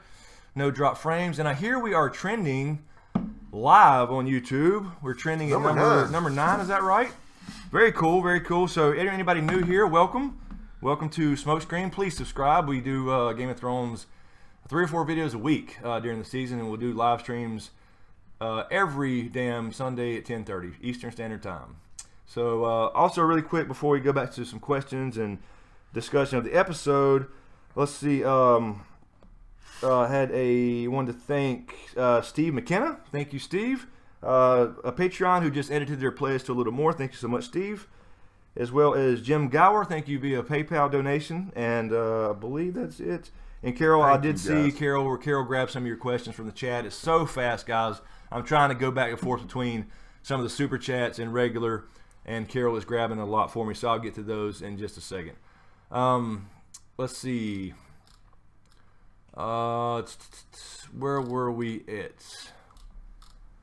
All right, so we lost about 1,000 people at break. Yes, that's we fine. did. That's fine. Everybody can come back. Everybody hop back over. Let's do the trending thing again. If it keeps going, we'll actually jump maybe like the first week, episode 1, where we got to the actual trending page on YouTube, not just live trending. But very cool to see us trending in the live column. All right, so I think we okay, yeah. So Colin had just asked about old male or young male under the table, and so we got that out of the way. It's young male. It's she's switched sides now. By the way, just saying. If you see me jerking over here, Mike Bullard, thank you, Mike.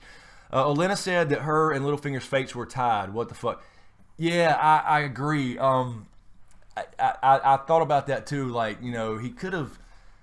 Maybe she should have mentioned him or whatever, that he was involved, and later on, like if Jaime does happen to leave Cersei or whatever and goes to the north or whatever could happen if he's not the Valonqar and dies with her, that could come into play. So yeah, they kind of dropped the ball there, I think. Yeah. Because she didn't. Now she's dead. She can't say that he was the partner in crime. So I agree.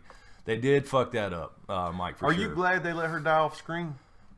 Yeah, I didn't want to see her face I thought. I thought when he walked away, because he was pretty pissed off at the end, like when he heard the truth. I thought the sword was coming I out. thought, yeah, I did too. I agree. When you said that, I was like, shit, he does, like he's going to reach for it. And she had just mentioned the sword too, Widow's Wail. Sitting there, and I was just picturing. But I didn't want to see him walk out of the room and like her head go boom, you know, and hit the table. I thought it was cool. It was off screen. Yeah. So R.I.P. the Queen of Thorns, man, really, she is she's awesome. She's been awesome throughout. I love her witty lines, and she's just been a great character. And she was so cool in death. I mean, yeah, but I'll be talking to him soon enough. You don't have to answer that, basically. Yeah, exactly. I'll be talking to Tywin. Actually, you won't, because there's nothing there apparently. But you know, people think there is. So anyway, it was one thing really quick about the episode. It was weird that we saw two deaths. Well, we had off screen, but deaths via poison. You're right. No bloody mess. You know, no mountain skull crushing. It was just two poisoning. So, at least he gave her the option. For a split second, I was turned on with Cersei and the kiss, and then I realized what was happening. Yeah, exactly. She already had the shit on her lips, and Qyburn already had the. And she walked in there with Jaime, and we were all in the room going, you know, there's some still of that shit left on her lips. Yes, absolutely. She just like walked down from up to the bedroom from the basement. She just kind of wiped it off with a cloth, and she drank her antidote. You know, there's some shit still on her lips. They didn't go wash their face and shit back then with no soap, and put on lipstick and whatever chapstick. I mean, so yeah, Jaime's poisoned officially. Rachel Miller, thank you, Rachel. Hi guys. Thank you. So does Dany fly to Castle Rock, Highgarden, or King's Landing first? I think Dany's going to find out about the thing with Grey Worm via whatever, Raven or something. It'll be Casterly Rock. I think she's going to Highgarden. I think she's going after where the Lannisters' army actually is. Well, see, that's Field of Fire 2.0 to me. Well, that's true, but I just feel like Euron has fucked her up twice now. Yes, she would want to go after him. Yeah, and burn those ships out in the ocean. She's going to have to at some point, absolutely.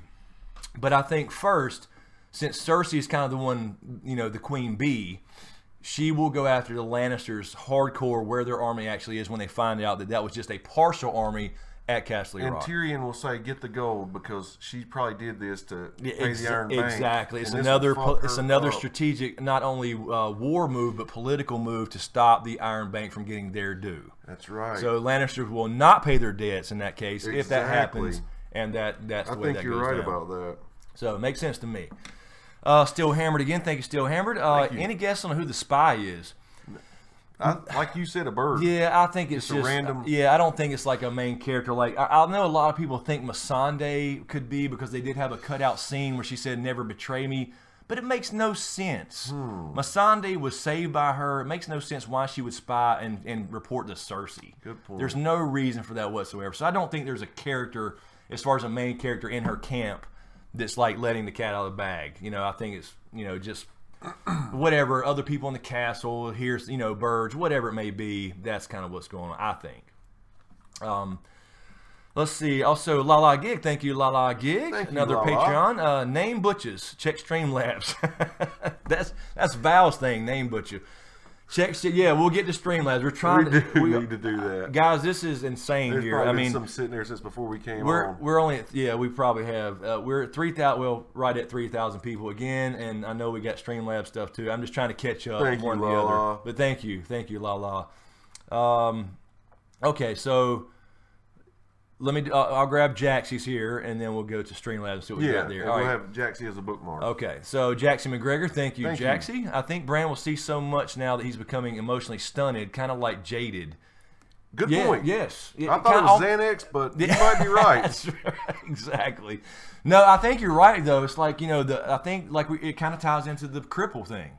That helped his mind become stronger. So therefore, he's going to be a little less. His skills are going to suffer as far as being Good point. around people and whatever. He's going to be a little more stunted in that sense. I agree. I think that's. Yeah. Probably what they were going for. It just came off very odd to me. And it is like a jaded thing. I agree. Yeah. All right. So we're going to check Streamlabs here. Let's see what we got going on. And let's see if we can find the date here because we're probably way behind here too. All right.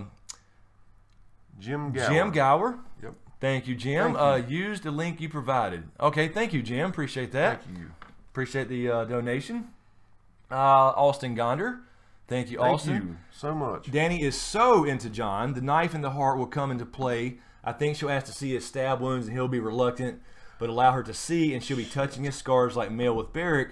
And one thing will lead to another. I only hope. Absolutely right. See that, you got Austin. it, man. You got it, Austin. That's it. Dude. That's exactly why. You're right. You called it. There's nothing else I can add to that. That's awesome. It makes I can perfect totally sense. See it.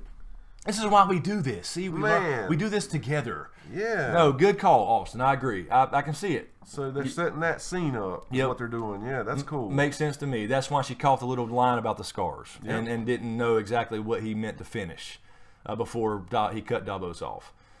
Also, Austin, again, thank you. Thank you, Austin. Did you hear the new music theme that played during the private convo between Jon and Dany? I think that's going to be their love theme song. I didn't pay attention to it this time. I didn't really either. We were kind of pausing, and James was jotting down notes for us for this stream. But when I watch it the second time, I'll watch it to enjoy it, and then I'll take some more detailed notes as well. So, yeah, very well could be. Let's get it on. Yeah, exactly.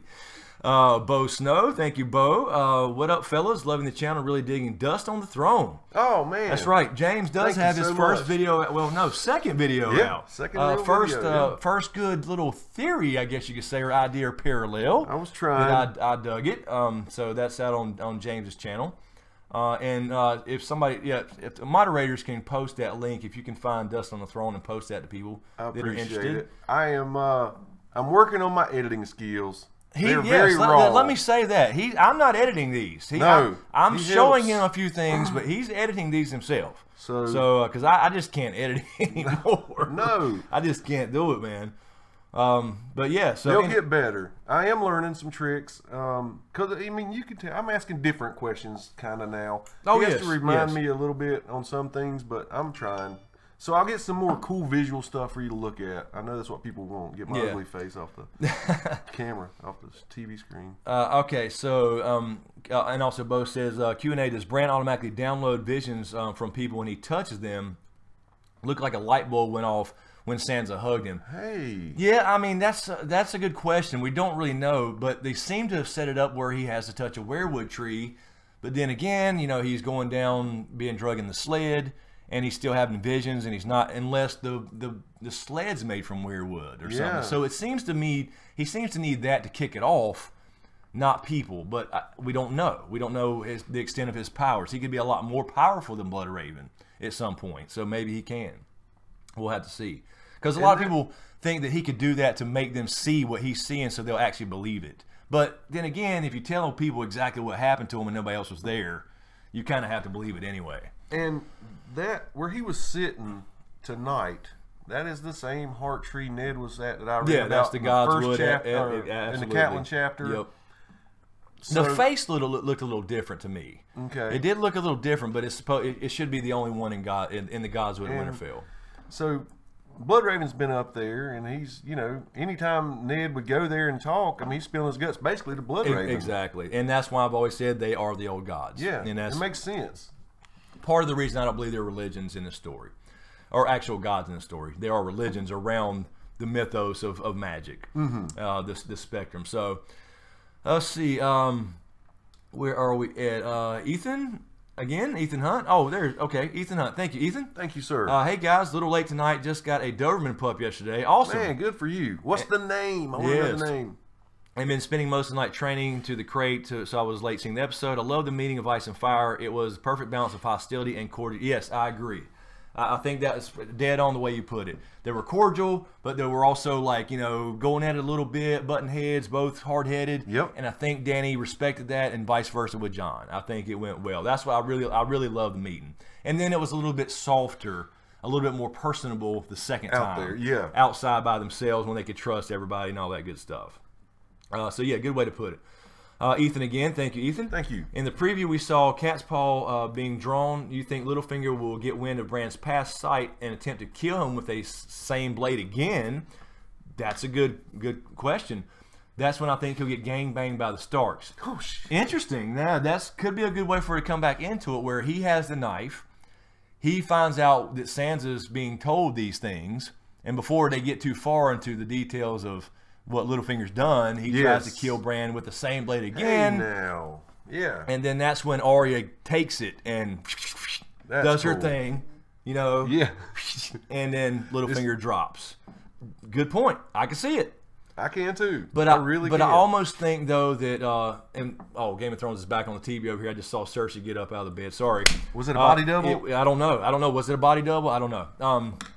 So anyway, but I still think it would be more poetic if Sansa gave the order as opposed to some reactionary thing. You know what I mean? But that can still happen where he's caught and then she gives the order. Yes. So I can see it. Also, Vuker13, thank you, Vuker. Or is that Vuker? I'm sorry. Vuker, I'm sorry. 13. V-U-K-E-R. Could be either one. But thank you either way. Discuss the slow-mo handshake between Jorah and Sam. Is Sam infected or just because Jorah hasn't touched someone so long? That's what it... Exactly. Also, Cersei equals Mad King, i.e. she wants some sex after killing people. Yes. Absolutely correct on both fronts. He touched somebody because the idea behind that was he has not been able to touch somebody in so long. He just said he was living his life based off that disease ever since he saw it. Ready to kill himself. And he actually got to touch another human and shake his hand and thank him, like genuinely thank him. Awesome, wasn't it? That was an awesome scene. Exactly. Sun shining through there and then bam. Yep. So he's back. So I'm excited he's back. Yeah, you're dead on about that. And Cersei on the Mad King, yes, absolutely. It turned her on. And she went straight up with poison still on her lips, I'm telling you. And then, damn, Jamie might be a Grey Worm soon. I don't know. Well, you know does lipstick ring come off? Oh, honey, that ain't lipstick ring. Oh, man, yeah, because she went straight, she went down south, too. I'm just saying, with that shit on her lips. Love the work, you guys. Keep it up. Thank you so much. And that was Keelan Parsons. Thank you, Keelan. Really appreciate it. All right, so let's see what we got going on in the chat room. Let's see what we got. We got 3,000 people again. Awesome. She says, good, get rid of Jamie. No, he's got to stick around and do some cool stuff. Yeah, we got to see the finished story with Jamie, his redemption arc. He's got to continue. Let's see. I think Amanda had a question before I lost it. Amanda had a question from Taz Madison. Thank you, Amanda, for grabbing that. Taz Madison Q&A. The dialogue between Davos and Melisandre was suspect about her background. What do you think? Snitch, spider, makes sense. Yeah, I mean, it's kind of what I said a minute ago. I just don't buy that. There's just no reason for it, for her to betray Danny. There's no reason for it. You're right, and she's probably not a spy. But I think they're trying to set it up to make us think that. They may be doing that. Was uncomfortable. But then again, they did cut out the actual scene where she does tell her on the balcony back in Marine, never betray me. And it's like, if they cut that out, gotcha. Are they hiding it, or it wasn't unnecessary because she's not a traitor, you know what I mean? So, anyway. Oh, puppy name is Butcher. Oh, Butcher, cool. Cool. Doberman, yeah. See, actually, when I got Riddick, I was already leaning towards a Shepherd because I've always wanted a big German Shepherd, but Doberman crossed my mind. A buddy of mine had some Dobermans, three big ass Dobermans for a couple years, and he had to move and all that. But I had thought about the Doberman, but German Shepherds stole my heart. And when I saw him, that was it. His little baby picture, he's like this big and sable, and I got to pick him. Yeah, he's so precious. He still is. Little tiny thing. Now he's 100. Brown says 3,000 plus watching. Awesome. All right. Let's see. Where were we at here? I think we got Jaxie. Yes. Okay, so Carla Stark super chat. Thank you, Carla, again. Thank you. R+L marriage scroll will be found by Sam. Very well could be. Like I said, I didn't ever imagine Rhaegar, but we just don't know also what he was all about besides prophecy. So we don't know if he would want that to be discovered or he needed to be discovered for that matter. Because then again, you had this is all happening in the middle of a rebellion against Targaryens. So yeah. So it very well could be, and he might be like, if I die, I want them to know this is my heir. That's true. That is true. So he could have had somebody, write that down and hide it somewhere in the Citadel or whatever. But there's those scrolls looked older than Jon, though. Absolutely, they did. They looked old. They were falling apart. I mean, so that's true. That is true. But there may be being that old. I tend to believe it's more about the long night if there's something found because it's that old. Yeah. Versus 14 years old, because he wouldn't need a 14-year-old scroll to be copied. No, not yet. You know what I mean? As far as the Jon in the book age, I mean, I know he's a little older now in the show. He's a lot older. Let's see. Still Hammered again. Thank you, Still Hammered. So why can't Jon be Azora and Dany be Lightbringer? Does it say it has to be a sword that Azora wields because dragons? No, you're absolutely correct. It could absolutely be that Dany is Lightbringer in the sense of actually in the books the dragons are referred to as flying swords essentially. Wow. I mean, so you can call it's almost interchangeable. Yeah. I could see that. So totally. I mean, there is a big theory that Jon is essentially Azor Ahai or Prince was Promised. But Dany is his Lightbringer as in a person. And again, I would agree with that more than a literal flaming sword. There's already a magical sword. It's called Valyrian steel or dragon steel. It's not. That's right. It doesn't have to need to be lit on fire. It doesn't need to be lit on fire and shoot laser beams because it's not. There's no laser beams that we know of. I mean, in this story. Sharks with laser beams. That's what you were thinking about. You know it. Ever since yesterday. $1 million. Oh shit! All right, so S. Marie Turner, thank you. Will Arya make it to Winterfell next episode? I think so. I think she's enough time has passed and whatever. That'd be perfect. It'd be perfect right after Bran and Sansa did mention I wish Jon was here, as in you just missed him. Yes. Yes, I need to talk to him. About what, I wonder? So more teases. So we'll see Arya. I think we'll see her next episode. Let's see. Chris Brand. Oh, sorry. Oh, somebody kicked the camera? Yeah, it was I me. thought it was Riddick coming by. I think we're hear still. Him. We're good. Okay. Melisandre. Watch out, Mel. Damn, you're kicking the camera. Oh, damn. And I did say something about me jerking over here a while ago. Chris Brandon. Thank you, Chris. What do you think Arya will do to Brienne when reuniting next week to regards to the Hound she was in the preview?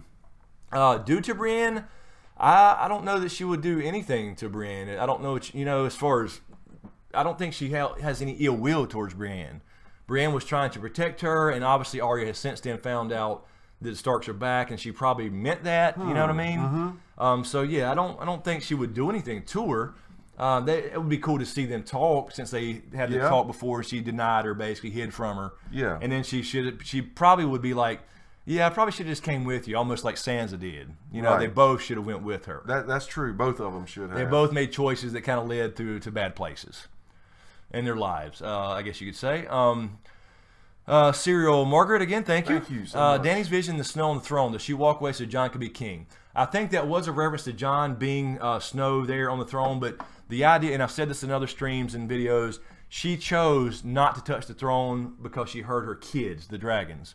So she chose not to touch the throne, as in she's going to choose to save the world versus being the queen, just like she chose to save her dragons in the vision versus touching the throne. Right. That's what I think it means. Anyway, that's just my opinion. That makes sense. That's a good guess. But yeah, definitely referring to Jon. And Jon will not want to be king, although he would take it if he had to, I guess. Kind of like King of the North. All right. S. Marie Turner again, thank you. Thank you. Does Jaime know Cersei blew up the Sept? He will begin to realize everything, including his father's death, was because of Cersei's, falsely pointing to Tyrion because of her hatred for him. Yes, he does. They did confirm that. Hot Pie confirmed it last week. Randall Tarley confirmed it last week. Yeah. Because we were still questioning whether, because it was kind of unclear when Cersei and Jaime had the conversation in episode 1. Yeah. It was like, okay, does he know? Is he sure? Because, did she blame it on the Tyrells or Dany? Yeah, I know. But yes, they both confirmed. I heard she blew up the step to Baelor, and then when Randall said, "I hear what she does to her enemies or people who defy her," yes, that set it up. So yes, he knows, and he's still there. And I thought that would be the reason he was gone, but apparently not. And I don't know how the whole Tyrion killing his dad goes down. I don't know what's going to be in Jaime's mind about that. It's going to be it's not going to be a hey, how you doing, brother type thing for sure, but there may be somebody holding him back for a minute. I don't know, because it is, regardless of Tywin being an asshole and Cersei going crazy and being mad Tywin Queen Bee, it's still his father. That's right. That's all there is to it. I agree totally. All right, let's see what we got. The Ollie Man guy. Thank you. Bran told Sansa he needs to talk with Jon. Do you think Jon will find out about R plus RLJ by the end of the season? I do and I don't. Yeah. I almost we got think that wall we got to deal with, and that we got to deal with. And I don't know if this season's big enough. Yeah, I agree. I keep thinking it's a season 8 thing, because I think we're going to keep getting the teases with the dragons and whatever happens the rest of the season. Jon will probably meet them at Dragonstone, I would think. And of course you had the tease tonight, I'm not a Stark, and then they hit the fucking deck. Right. But so I keep thinking season 8. That's what I've been saying. But then again, we did hear, Bran mention that. So if he ever does have time, fast forwarding it pretty good. They are moving time very fast. We're not even, which I think is great. I don't want to see anybody riding on a fucking boat. I don't care about that scene. There's no reason for it. So I think it's fine. But I mean, they could by the end of the season leave it as almost a cliffhanger. Maybe it's the last thing he hears. You know what I'm saying, or something, and along with the wall come down or whatever. So I will say season 8 if I had to guess right now. But we never know, because Bran's already in the picture. He's already here, and so if there is another full Stark reunion, we could see it. We could see it. Where are we at here? Let's see. Mimo 32. Yes. 086. Mimo, thank you so much. There is no question if you may have just been wanting to donate, but if not, if you want to shoot that question to a mod, we will do our very best to get it. Yes. Absolutely. Also, Stephen Hart. Thank you, Stephen. Thank you, sir. How the fuck are the Unsullied going to get out of Castle Rock? Jaime emptied the coffers, and wouldn't soldiers notice they had no food left in Castle Rock? Exactly. They are stuck, and they have to come back across the land because they have no boats. So this is going to be interesting. This was a little twist for me, the Euron thing. I expected Euron to be in King's Landing or whatever, them to actually get a victory, a clean victory at Castle Rock, even though there weren't a lot of Lannister soldiers there because they were in High Garden. But I didn't expect Euron to show up, because that would be months and months and months. I didn't expect Euron to be back around the other side of the continent that quick. So they are in a bad situation. And that's why I don't know if Grey Worm comes back to Melisandre. And they made it a point that she was worried about it this episode. They did. Like, what are they doing as they showed Tyrion? I love the way they showed the thing while Tyrion was talking. That was pretty cool. It really was. And the way he stood up there and looked down and saw Euron's fleet, like you said, the way they showed Melisandre, and then they made a point to show him looking like that. Yep. It makes me feel really bad, because I know it's going to happen. Exactly. They're setting up his death. I think so. And he's a cool cat. I hate to say it, man, but maybe he'll find a way. Let's see. Tobo we got T? Tobo T. Thank you. Thank you so much. I don't see a question, Tobo. I'm not sure if you meant to have one, but please try to get that to a moderator. Like the Skeletor thing? Cool. Absolutely. Skeletor always pulled for the bad guys because they were cooler. They really because good is dumb. That's just the way it is. I'm sorry. And have wave haircuts. I mean, lots of muscles. Come on, everybody pulled for Cobra and the Decepticons because they could fly. I mean, come on, you ain't pulling for no G.I. Joe. Carol Brown, thank you, Carol. Yeah, that's true. Can we have a moment of silence and chat drink for the OG Queen of Thorns? Yes. Absolutely. That's let's do that. idea. So let's just do it. Right moment now, of silence. 3,000 people watching. And we'll have a moment of silence. We'll have a moment of silence and have a drink. And so I'll say, but right before the moment of silence, Proto Stark.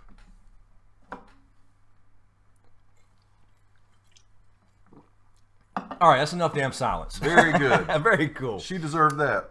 Absolutely. She is badass. All right. Carol Brown has a question from Taz Madison. Q&A. The dialogue between Davos and Melisandre was suspect about her background. Okay, I just had that one, actually. Sorry. Yeah, just answered that. So am I down? Am I not caught up? Maybe I was not caught. I apologize. Yeah, so I just went over that. Okay. Let's see. Turd Jurgensen from Amanda. Yes. There we go. It says, Turd Jurgensen says, Did you guys catch callback when Jon told Dany he didn't like what he was good at? Yes. And when absolutely. Selmy told Dany Rhaegar didn't like killing. Absolutely. And I think that almost registered with her because she had a little look over like... I didn't catch that, but that's awesome, yes. dude. Basically, who was it? Turd Jurgensen. Thank you, Amanda, for grabbing that. By the way, thank you. Yeah. So in season 5 with Barristan, you know, he's talking to Dany about how Rhaegar, how he's great, he's respected, he don't love killing, and he specifically said that. I forgot totally about. So that. Dany hears all that about Rhaegar, her own brother, because he didn't. You know, she thought he was this big badass warrior who loved killing, but you know, whatever. You know, she had been told the wrong things. Viserys is an asshole. But that fit in perfectly. And when Jon said, she said, everybody loves what they do, apparently, he said, I don't. She absolutely caught that. She absolutely caught that line. Because she looked over him like, oh, I agree. I knew she caught that. And that was she like, got something from it, but I didn't realize. Yeah. That's so cool. she was like, wait a minute, that reminds me of my brother Rhaegar. Wow, son. Who happens to be his father. Yes. So yes, it was another tease. Absolutely. Good question. Good question. And it was a very cool little scene there. All right, let me go back down to Super Chat and see if we can catch up a little bit. All right. Thank you, Ashley. It says, do you think Jaime will really tell Cersei that Lady O was responsible for Joffrey's death? If he did, would it change anything? Surprised Lady O didn't mention Littlefinger. Yeah, I know. I was kind of disappointed in that piece about it because she did say, if I go down, you go down. But then again, at that point, you know, maybe she's aware of what's going on in the North and how she had planned to, you know, seek out Jon. We just don't know what the communication behind the scenes with Dany is. Yes. So she may not want to like out him now. You know what I mean? So that's the only thing I could think of. But it's going to be really left to us to decide. So yeah, I mean, I think that could be a little explanation for that. But I didn't like how they don't follow through on stuff like that. You know. Mm-hmm. At least you could have said, "And I wasn't alone," you know, and drank some more wine or something. I don't know. But yeah. Doc Holliday, thank you, sir. Thank you again. Doc. He says, Bran was short with Sansa because he has seen her die. What do you think about that? Does he see the future as much as he sees like the past and things? Yeah, he can. Yeah, he can. Because I mean, dude, that could explain some shit. It could. Weirdness. It could. That's true. Like I don't want to tell you a lot of what I know, but I don't know. I wouldn't guess that only because he just seems overwhelmed, and the Botox probably don't feel good. His face is probably really tight. And he just don't want to talk a lot because his cheeks are fucking tight. Tight as hell. So deep crevices right here. That's what I'm guessing it is. It's just the Botox and no, I mean, I just think it was because he's overwhelmed. You know, he's learning all this stuff, and he's almost like I may be the Lord of Winterfell type thing, but I've seen what Jon is, and there's a bigger thing here, and the White Walkers, all that stuff too. So he's got a lot going on. So I don't know. It's changed him for sure. Well, you know what it's like to have all of the knowledge of this whole world in your head. Yeah, he can see. So tell us what it's like. Exactly. I mean, I've seen you be short with people because your head's so full of this shit. That's true. I mean, he did say I've seen. I can see everything that's ever happened. Yeah, ever. He did. I mean, that's a lot. So anyway, but that's a possibility. Larry Frosnick, thank you, Larry. Thank you. If you looked at Mad King's Crown and Bran's flashback, it looks like the frozen waves. Do you think that's what the Hound may have been seeing in Episode 1 Vision? Yeah. I didn't notice his crown. The crown, the Mad King's Crown and Bran. I didn't notice that. Yeah, I'm trying to remember. I'm trying to picture it from season 6 now, like the flashback, burn them all. Well, and they took that line out about the waves, right? They did, and they removed that line from the Hound's dialogue last episode, or for Episode 1. But yeah, I would have to look at the screenshot, which I have plenty of somewhere, but right, of the Mad King. But I guess you're saying the shape of it. Yeah, that's what I'm picturing. But I guess so. But I don't know if that would reference that or not, or just be a flashy crown design. You know, I'll look at that for sure. I don't know. Also, Brent, is that Dismook? Yes. Thank you, Brent. I don't see a question. If you have one, try to get that to a moderator. Nice also, Mimo, the 32086. Mimo was the one that had a blank one earlier. Okay, so I don't know if you're trying to get a question there. You might be making it rain. Yeah, and don't super chat it again, please. If you're trying to get a question, get it to a mod. But just to let everybody know, if you are using a super chat, there's a line right above the little slider where you pick the amount. That's where you type in the question, just for future reference. Very cool. Let's see. Oops, we're back over 3,000 again. Thanks for coming back to us, guys. Oh yeah. Oh, all right. Let's see. I completely lost it again. I thought we were caught up again. Well, okay, looks like Mimo's got it. Okay, so we're there, and then there. Now yeah. Let me make sure there's not. Okay, yep. Well, is that right? Yep. We just said that name. Yep. And okay. There was nothing there, and yep, I said nice fedora. All right, thank you. All right, let's see. M17 Sin 95. Thank you. Late to the stream, so I don't know if this was asked for, but how the hell was that the extent of Jorah's wounds after Sam's treatment? He was literally removing the upper layer of his skin. Recovery should have been longer. Yeah, I just think it was the time. Because if you see in every other scene, there is a lot of time passing. There is. So he's been there for months now healing in that scene between the surgery. That's all it really is. It's all it can be, because you're right. If it was like a week later, no. He's not even standing up. Right. He's laying there with milk and a poppy. Yeah, I'm telling you that. You're now. right. That's all there is. He was taking a thick layer. Yeah, that was nasty. And Sam, like we said, we know they got splattered in his damn eyes because he had no facial protection at all. Mimo, here's a Mimo question. Thank you so much, Mimo. Do you think Varys is getting into getting bad info from his little birds? I think the sugar plums that Qyburn gave them were drugged, and that's why they killed Pycelle. That's how warlords in Africa worked. Holy shit. Yeah, that's interesting. But the little birds, I don't think they would have to be drugged to listen to Qyburn or Varys for that matter. As a matter of fact, in the books, if for book readers, and I won't say it just in case you want to read the books and hadn't to spoil it, but Varys has something done with the little birds, and they're not afraid to do it. And that's all I'll say. Just in case anybody's going to read the books, I don't want to spoil anything. It has something to do with Aegon's arrival in the books as opposed to Dany's, but basically the same thing's going to happen. Wow. So very cool. I look forward to that. Also, let's see where we're at. Steel Hammered. Africa.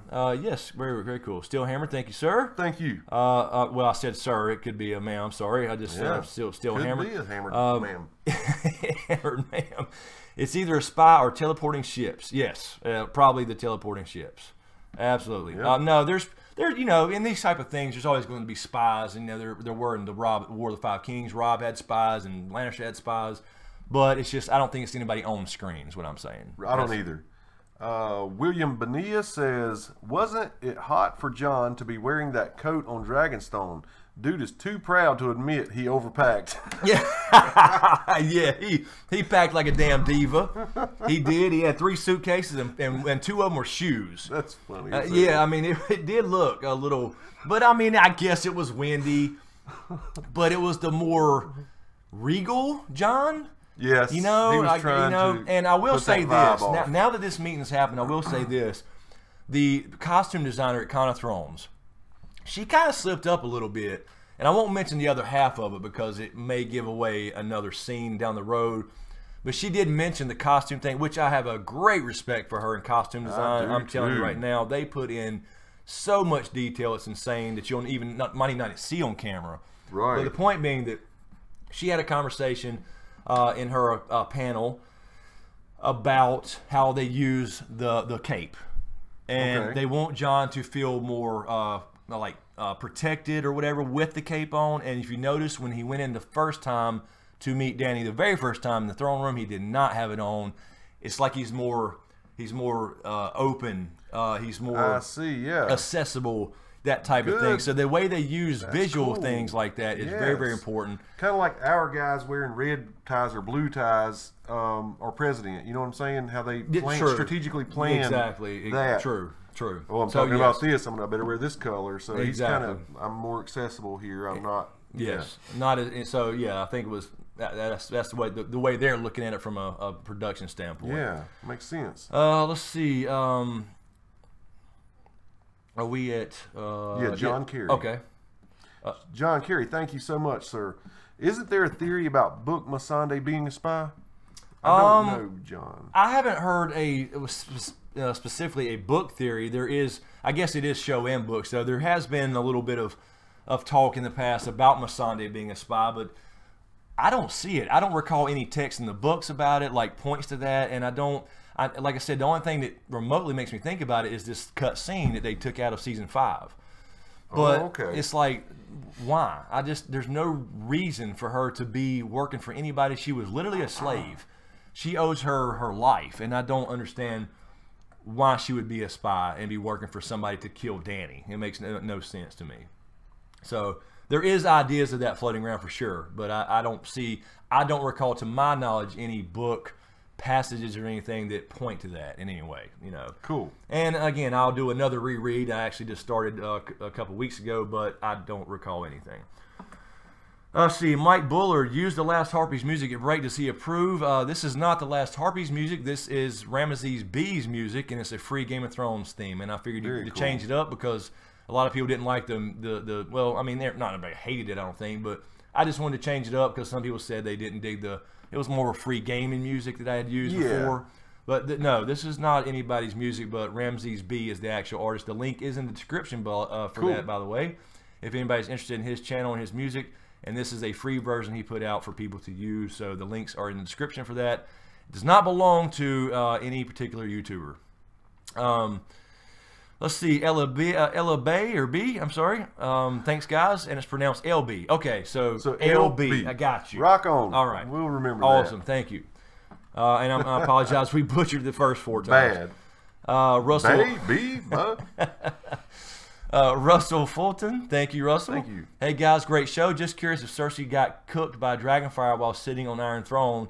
Is that whole shit whack of Valyrian steel? I guess you're referring to the Iron Throne being Valyrian steel. I don't think it is, if that's what you're asking.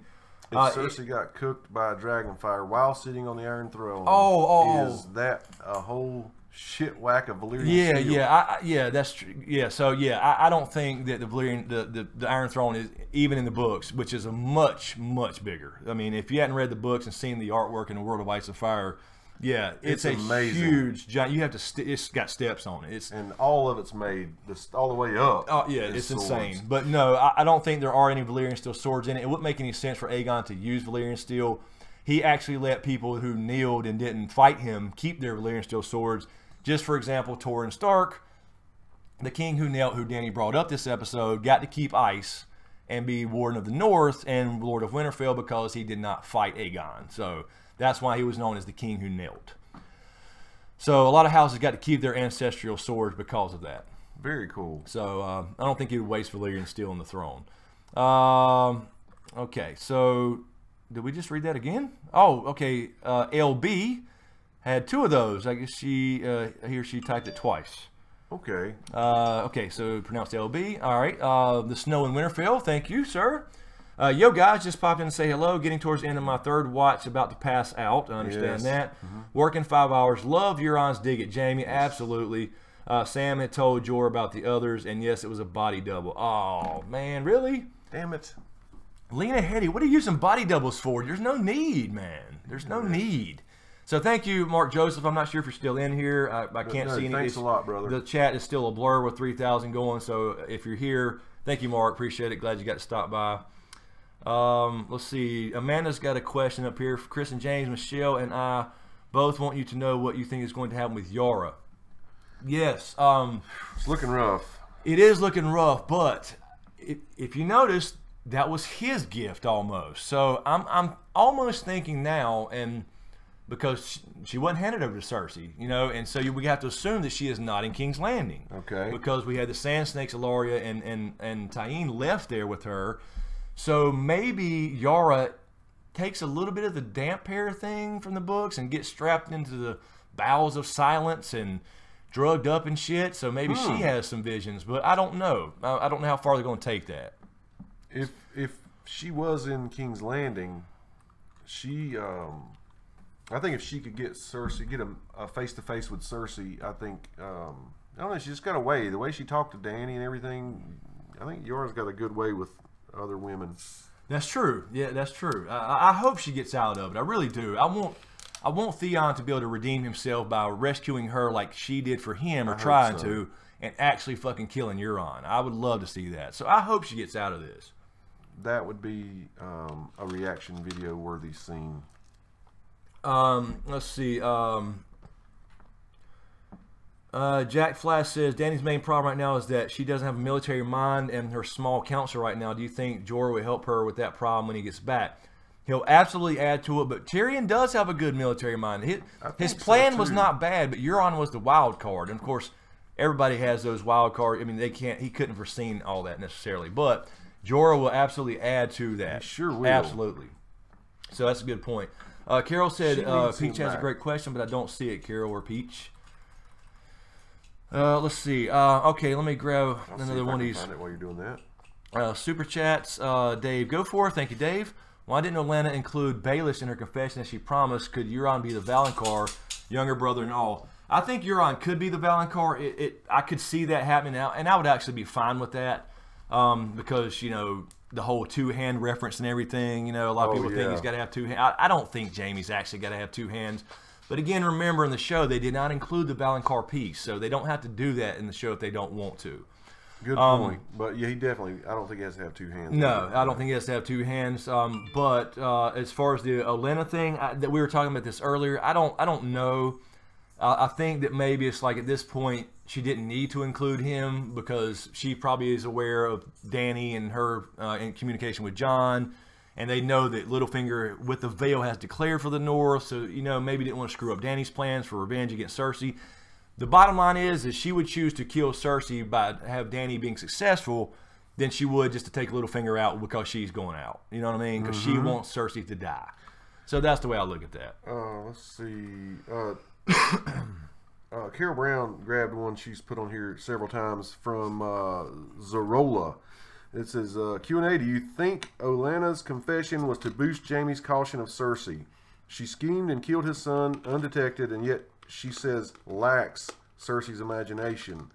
Yes, that's true. That's true. Yes, absolutely. Yeah, because she told her all this. She's told him all this stuff she had done that was horrible, but said I could not even conceive of some of the things Cersei did. It really did start to make Jaime think about, like, the Sept of Baelor, for example, a little more than he has, obviously, because they didn't even really talk about it. He tried to, right, but he didn't touch on it. So yeah, that's true. Makes a lot of sense. Let's see. Back to a couple super chats here to get trying to get called up, guys. I apologize. A lot of chat going by. I couldn't find a question from Peach. So Jamie calling. I'm from Shemak again. Thank you, Shemak. Thank you. Jamie calling Dickon Rickon is foreshadowing. Cersei will go mad and House Tarly will turn. Little Sam will take it. Thoughts? Yeah, I think it's certainly possible. Absolutely. We did see Randall on the battlefield with Jaime before Highgarden. So he did choose Cersei's side. Little Sam doesn't have a right to that house, though. That's true. That's true. No, I think, that's true. But then again, you know, he said that's his son. And if the laws change as far as like the system or whatever, bastardy might not be a big thing anymore. That's you know true. what I mean? Yeah, very true. So yeah, not that I don't want him to. I was just thinking. There's some possibilities there. But if you're saying also that Dickon, as in, will change from like he'll go against his father like Sam has, that's certainly a possibility. But I'm just going to guess here that since we see them with the army and we know that Dothraki field of fire is coming. We know it. I don't know if he's going to have a chance to. I don't know. We'll see. We'll see. It's a good thought. Because they would, I don't. Yeah, it's like why are they throwing that in there? Rickon. Oh, sorry, Dickon. Colin again. Thank you so much, Colin Gallant. Says, were you guys thinking like me that when Jon and Tyrion were talking, that when Tyrion asked if there was something he could do, or after Dany told Jon to mine Dragonglass, that either Tyrion or Dany would ask for proof of whites? Let's see. I'm just kind of reading it again. I'm sorry. I was phasing out trying to get ask for proof of whites. I mean, that's that kind of leaked stuff, right? Yeah. Okay. Yeah. So not because I was sent this one part of it, right? And before I knew what I was reading, this is the only I've not read leaks, but I was sent this part. So I don't even want to say it for people who hadn't read anything. Right. Honestly, I don't want to mention. Yeah, we hate doing spoilers. Yeah, I don't want to. That's the only thing I know if it's even true, but it looks like it probably will be because I did get the feeling that Jon will want to prove something to Dany now. You know what I mean? Exactly. Like, so why not? You know. So that likely comes into it. That's the way I'm thinking. So I don't. So Colin, no offense, but I don't want to say anything more than that. If that, I hope you understand that. And don't mind. Let's see, Nizar Rajay. Thank you, Nizar. Thank you. After losing all of her Westerosi allies, do you think Lady Olenna's words will ring true with Dany? Also, I think Jon will have to escape from Dragonstone despite Dany's wishes. I guess you're referring to like be a dragon. I think yes, in the sense that okay, she's taken 2 huge losses already. Yes, because she has been holding back. But so now she will have to go and take. She needs a victory. Yeah, because Lady Olenna was like, "Are you going to ask nicely?" Right. Be a dragon. So again, I said last week in the stream, it was kind of like, here's Tyrion over here on her shoulder, and here's Olenna. There's going to be some back and forth there. So she's got to do a little of both. She's got to have a little bit of fear and use those dragons. Otherwise, there's no point. So yes, I think it kind of makes her do that, and I think we see that next episode. In spades. I think it's going to be bad. Yeah, she's getting pissed. It's got to be. She is getting pissed, and she just heard that news. So she sees Melisandre crying about hearing about them, over there at Casterly Rock. Yeah, I mean, it's just going to add fuel to it. She's going to go off. All right, let's see. So we're at 2 hours and 11 minutes. Are we still? I don't know about work in the morning, so I don't know what's the. Yeah, I mean, we got a lot more questions to catch up on. So we do. If you want to take a quick stretcher again, I actually, okay. I got a bladder that's about to bust. All right, so we're at 2 hours and 11 minutes, and we typically go about 3 on these or whatever. Yeah. So let's do that. Let's take a quick stretcher. This is a great episode. And again, everybody new here, we still got 3,000 people up in this camp watching and hanging out. Appreciate it. Hope y'all are having fun hanging out in the chat as well. So yeah, anyway, we'll take a little quick stretching break and be back. And if everybody's here new, please subscribe. And even if you don't have an account, make one real quick and subscribe to the channel and hit that little notification bell. Please do. Because nobody gets notified even if you are a sub, or very few people. So anyway, good night, ex-Bowman. I see you're heading out. I know people have to work. Yes. So I understand that completely. But yeah, we'll do one more quick break and then we'll finish it off from there. So we'll be back in just a few minutes.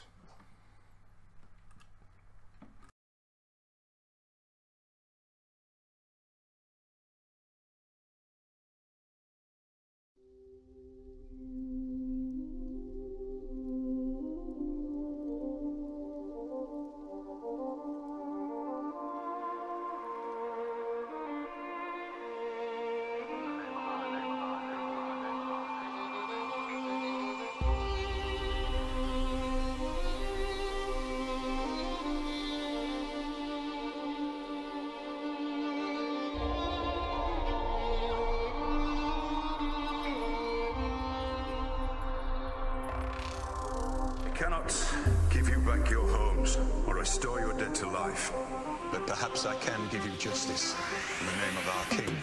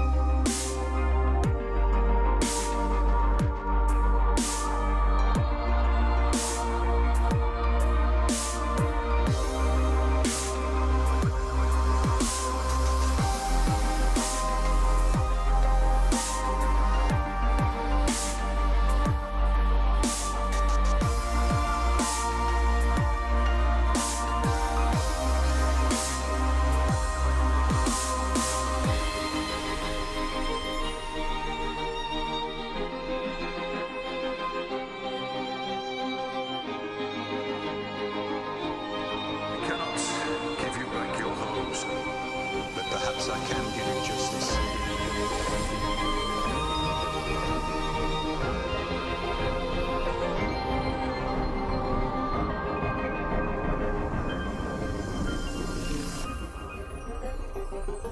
In the name of our king.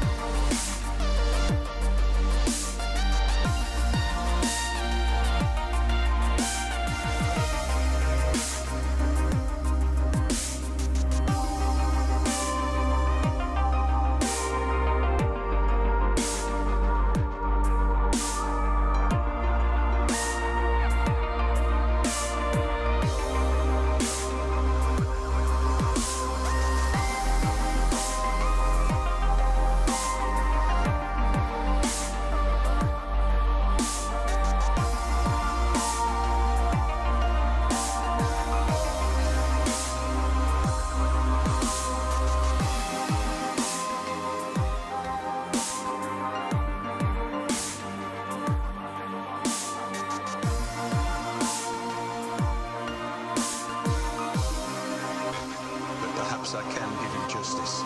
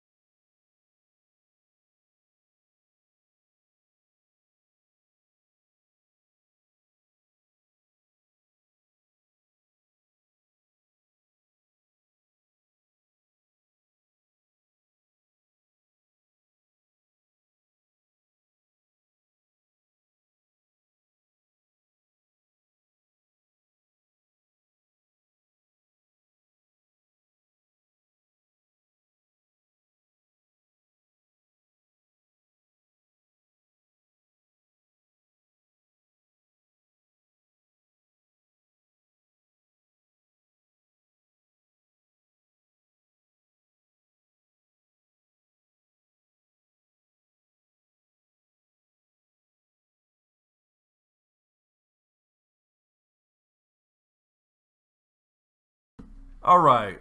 Back from our little stretch here. Let's see. So much better. Let's see here, really quick. I want to thank I thanked Steve McKenna earlier for editing their Patreon pledge. That's awesome. Also, thank you to Anastasia for a new Patreon. Thank you so much. An executive producer Patreon, as a matter of fact. Wow, that's awesome. And Carol is sending me also more questions that are flying by, so I'll try to get to those in a second here. I know we can't get to everybody's. So tough. It's a blur here, and we're trying to keep up with both super chat and regular chat questions. So I know it's frustrating to some people, but it's insane on this side. I know my eyes it's like a blur. They're cross-eyed, like Amanda just said a minute ago. As a moderator, I know they're trying to keep up too. So thank you to everybody out there, the mods as well, trying to keep up and grab these questions. Let's see here. We got okay. So we are Kelly Zahara. Thank you, Kelly. Hi, Chris. Please talk about Gendry. He shows up in the preview for next week. Looks like he's being dumped on the ground by someone. What are your predictions for Gendry in the story, third Dragon Rider?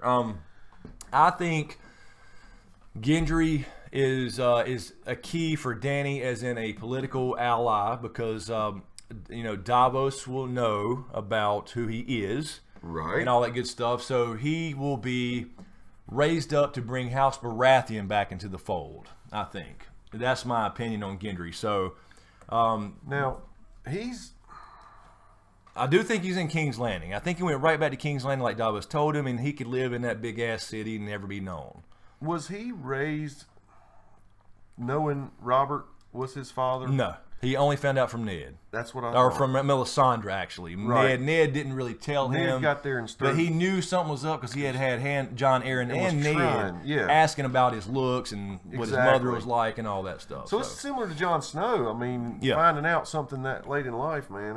That's heavy. And you have in the books, there's another character named Edric Storm, which is kind of a whole thing, but Gendry's still there too. So I think that it's, at least for the show, that he's Dany would, if Dany finds out there's a Baratheon still around, that would be a good ally for her politically. So I think Gendry will come back into the game and step up and accept who he is, that type of thing. So I think he'll be in the game. Tonight's episode showed that she is willing to forgive fathers. Absolutely.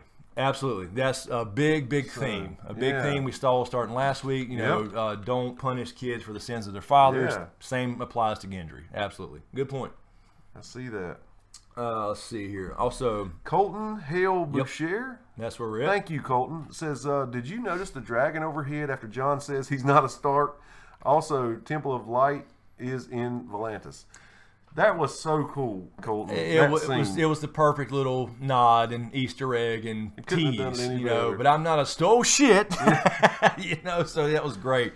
We did talk about earlier in the stream as far as that was a great little tease there, and that's how you would react. You hear about dragons, but until you see one, and it flew right over him. It wasn't like oh, that's nice. It was like you get used to it. You'll get used to it.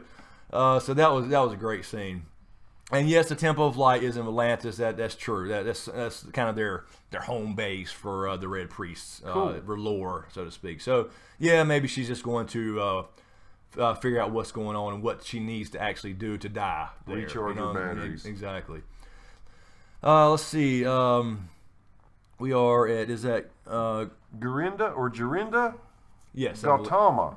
Thank you.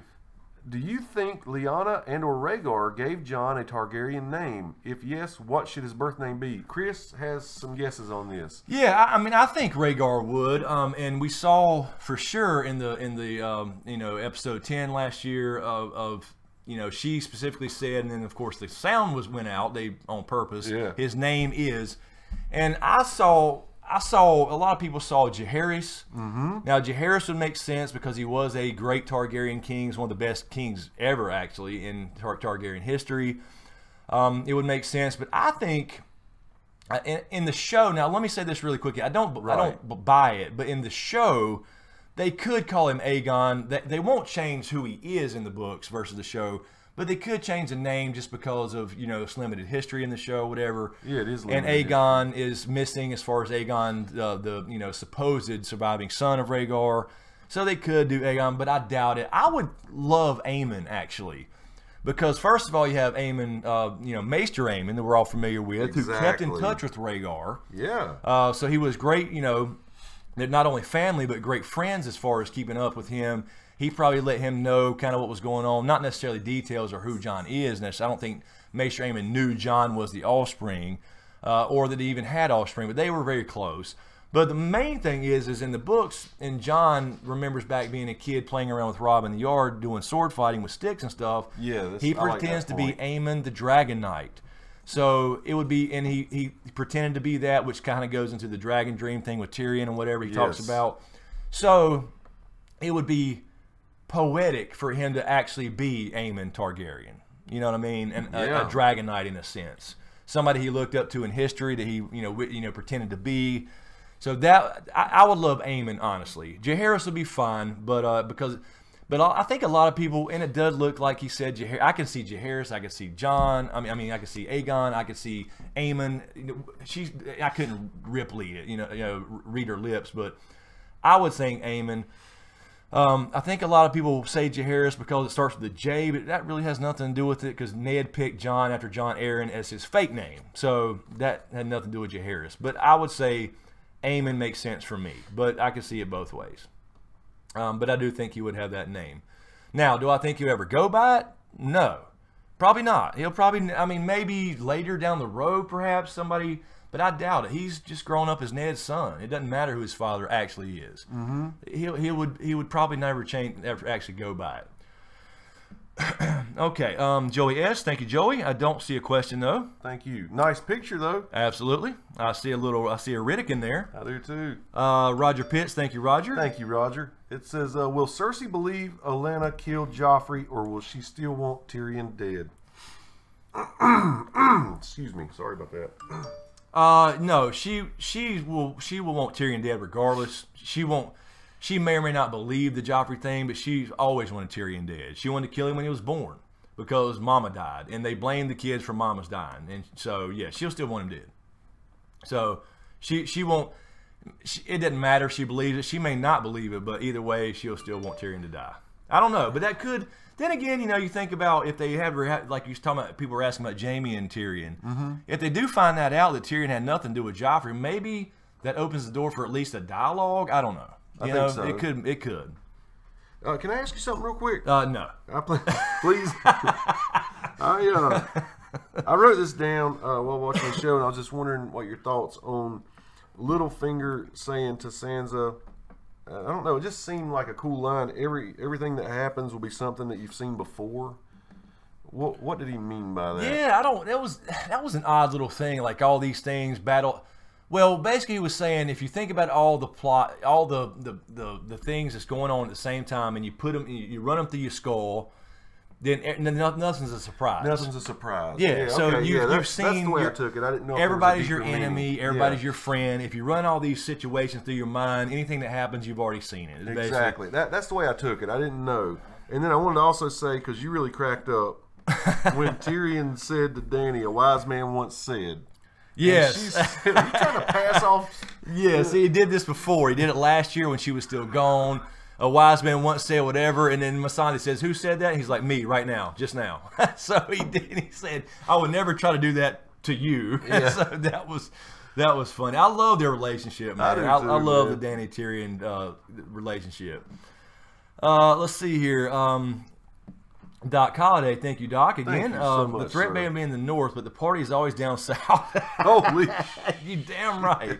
It's always down south. We've said Proto Stark too many times tonight. Exactly. Damn. Love it. Oh, that's true. Where do they learn this too? I mean, Yeager was surprised, but I guess they learned it somewhere. I'm telling you. Probably from Roz. I don't know. Brothels. End up being the secret to this whole story. Let's see. Somebody goes down on the Night King. This thing's over. No, damn popsicle. Like the damn Dumb and Dumber scene, tongue stuck. I'm sorry. Shit. Okay, it's getting late. Oh, flagpole, frozen flagpole. Jersey 311 says, Thank you. With the beginning hesitation in that sex scene with Jaime, is there any chance that their separation in the books will be recovered in the show? Yeah. If you're asking if I think those, I think they're absolutely going to separate. I think something will. Olenna started getting in his head a little bit. Obviously, episode 1 with him talking to Cersei, he was already starting to think that way. So he's starting to change his mind from the whole Edmure conversation last year. So he's starting to see these things, and it's going to take something.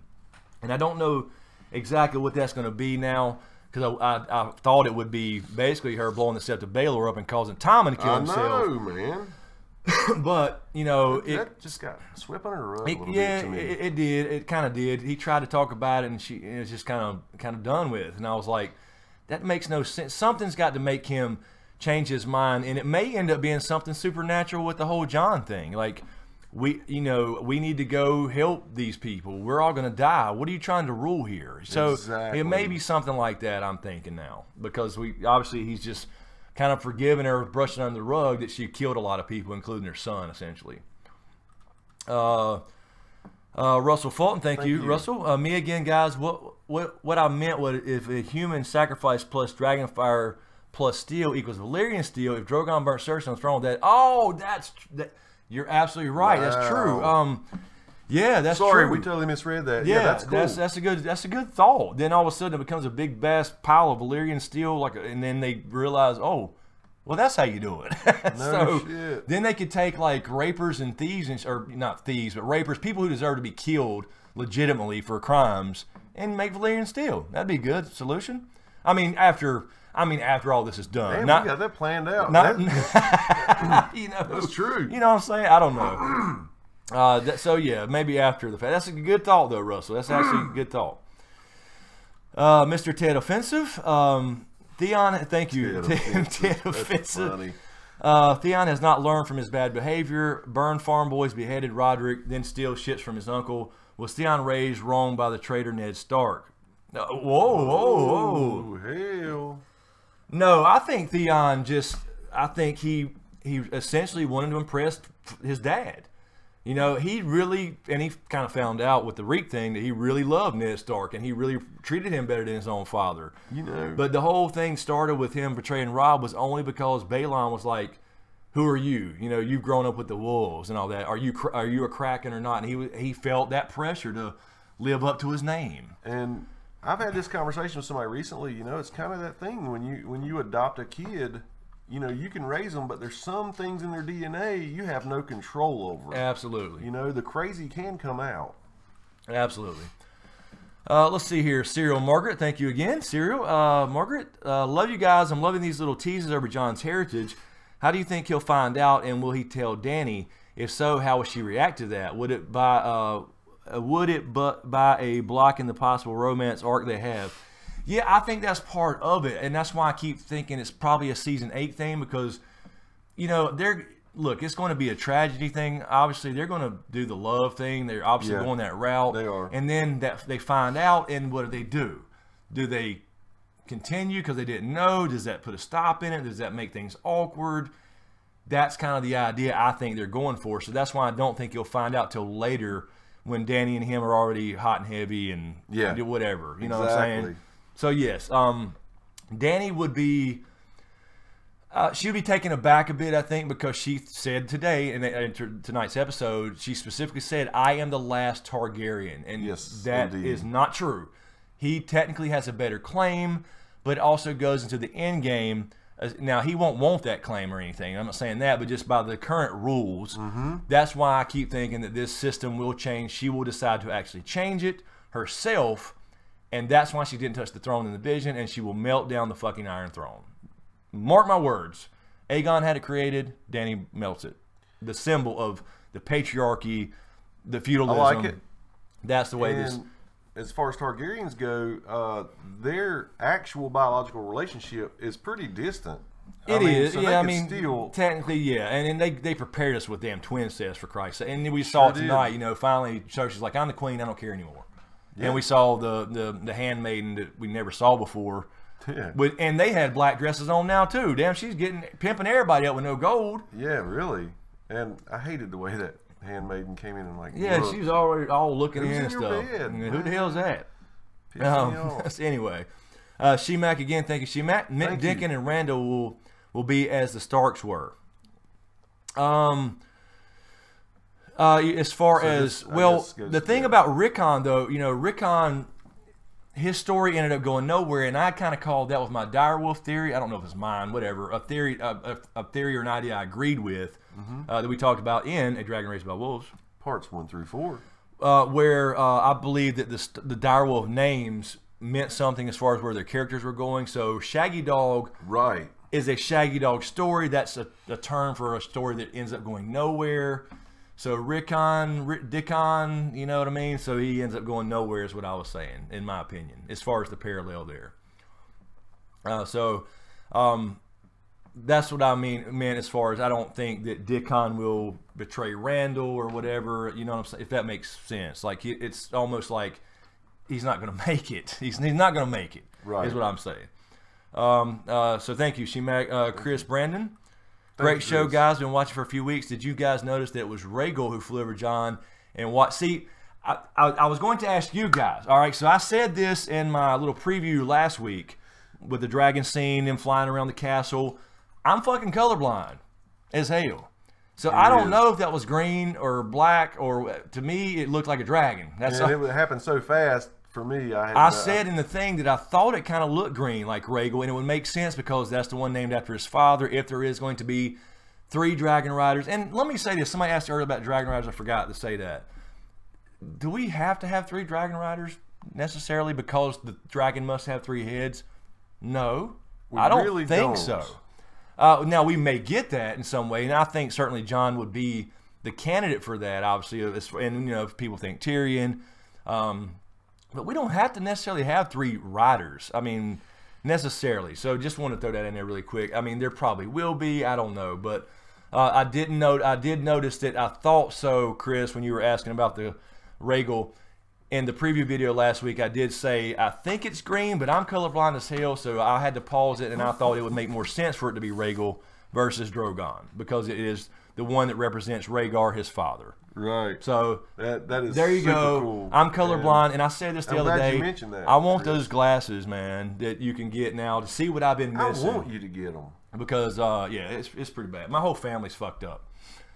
So yeah, glad you pointed that out. Pre Figueredo, there is Pre. How you doing, Pre? Hey guys, great show tonight. Quick question: do you guys catch that moment between Davos and Melisandre when she simply didn't acknowledge his references to North, as if she didn't know? I was kind of thinking that. Know the island at all. Yeah, that is a good point. She did kind of just blow him off because she didn't want to get into a detailed conversation and expose something. That's true. That is true. So maybe things do point to Melisandre, and maybe that's why they cut that out as far as the scene. You know what I mean? You know, yeah, the more I think about it, there are some serious signs. That's true. That's true. It was odd. But then again, if you think back, Pre, though, if you think back, she did tell the story to Grey Worm last year about North and the being beautiful and all this stuff. She did tell a story in detail about that then. Okay. So maybe it was just kind of the comedy, small talk, you know, tension breaker thing. I don't know, but good point. And by the way, everybody, Pre writes for comicbook.com. Or I'm sorry, moviepilot.com. I don't know why I said comic book. Moviepilot.com, and she's mentioned a couple of old Smokescreen videos. So thank you, Pre, so much. I really appreciate it. Really cool. So check her articles out on moviepilot.com. And I think, Pre, you're back on Game of Thrones stuff. So very cool. And Michael Smith. Thanks, thank you, Michael. Q&A. Do you think the taking of Highgarden will be the last loss for Dany? I do.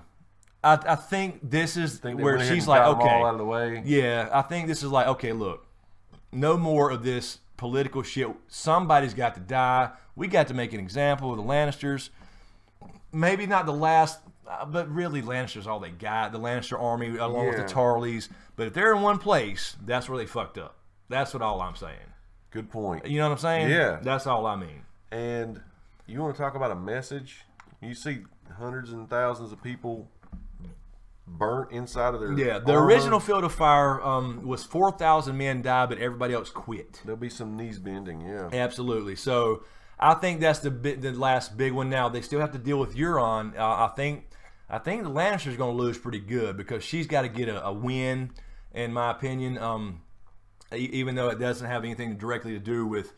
In other words, it's going to have to. I think I've been saying this for a while. I think Jon would reach out to Cersei too, because she needs the help of everybody. So the Lannisters have to take a hit. You have said that before, and I think the Lannisters have to take a big hit for her to even consider having this conversation with anybody. Right. So I think that the Lannisters have to take a big hit, and that will be, I think, next week. Now, again, I have not seen the little preview video. I'm going to watch that tonight. We totally missed that. So when you're talking about Gendry getting dumped out earlier, that's true. I know we totally missed that. Yeah, but that's what I used to do my little preview video, which I'll have out tomorrow. So I'll definitely dig into that and watch it frame by frame as usual. So, all right. So let's go back up to the regular chat for a few minutes here. I think looks like Carol's got one grabbed. I think we're caught up on the super chats. I think. Let's see. Matt M says Q&A. Who do you think Varys and Melisandre's need to die over here? Why? I'm sorry, I said who. Why do you think Varys and Melisandre's need to die over here, a.k.a. in Westeros? Yeah, Matt, I thanks Carol for grabbing that too. I was saying earlier when this came up, I think it has to do with Melisandre has obviously seen this. And I do agree with what, I think it was Doc who said this earlier. I think now that I think back at it, I think she saw her own death via the hands of Arya. I think I could agree with that almost, but I'm not really sure. But I've been saying if it's not that, if it's not the Arya thing, that she keeps. I don't know why I keep thinking about that. The Battle of Blackwater when she said, "What could I could have saved all those men." Oh yeah. I think she can do something magical at the end of this thing to help out in some way, and she will die that way. So, but obviously she's seen Varys' death too. So the question is, to me more, because I think Melisandre, regardless, she's got to go in some way, and I think by fire would be ironic, yeah, or really be poetic and yeah. make sense. But yeah, Varys I question because Varys is never going to be out on the field somewhere, so I don't know. How's that going to happen? Is that a Littlefinger thing that could still be there? Is it soon? You know what I mean? It made me think like because it shook him up pretty good. But I don't know. It's a great question. I don't know what exactly she's seen, and I guess we'll have to get to explore that a little more. Let me double check Streamlabs really quick. Yeah. Where were we? I think we had this one. That one. Yep. Yep. Okay. So Keelan Parsons. Thank you. Thank you. Love the work you guys do. Keep it up. Thank you so much. Really appreciate that. It means a lot. It means really. a lot. No, it means a lot. And it's and guys, again, I apologize. It's hard to keep up here. I know moderators are going insane, and it's a blur. It's a blur.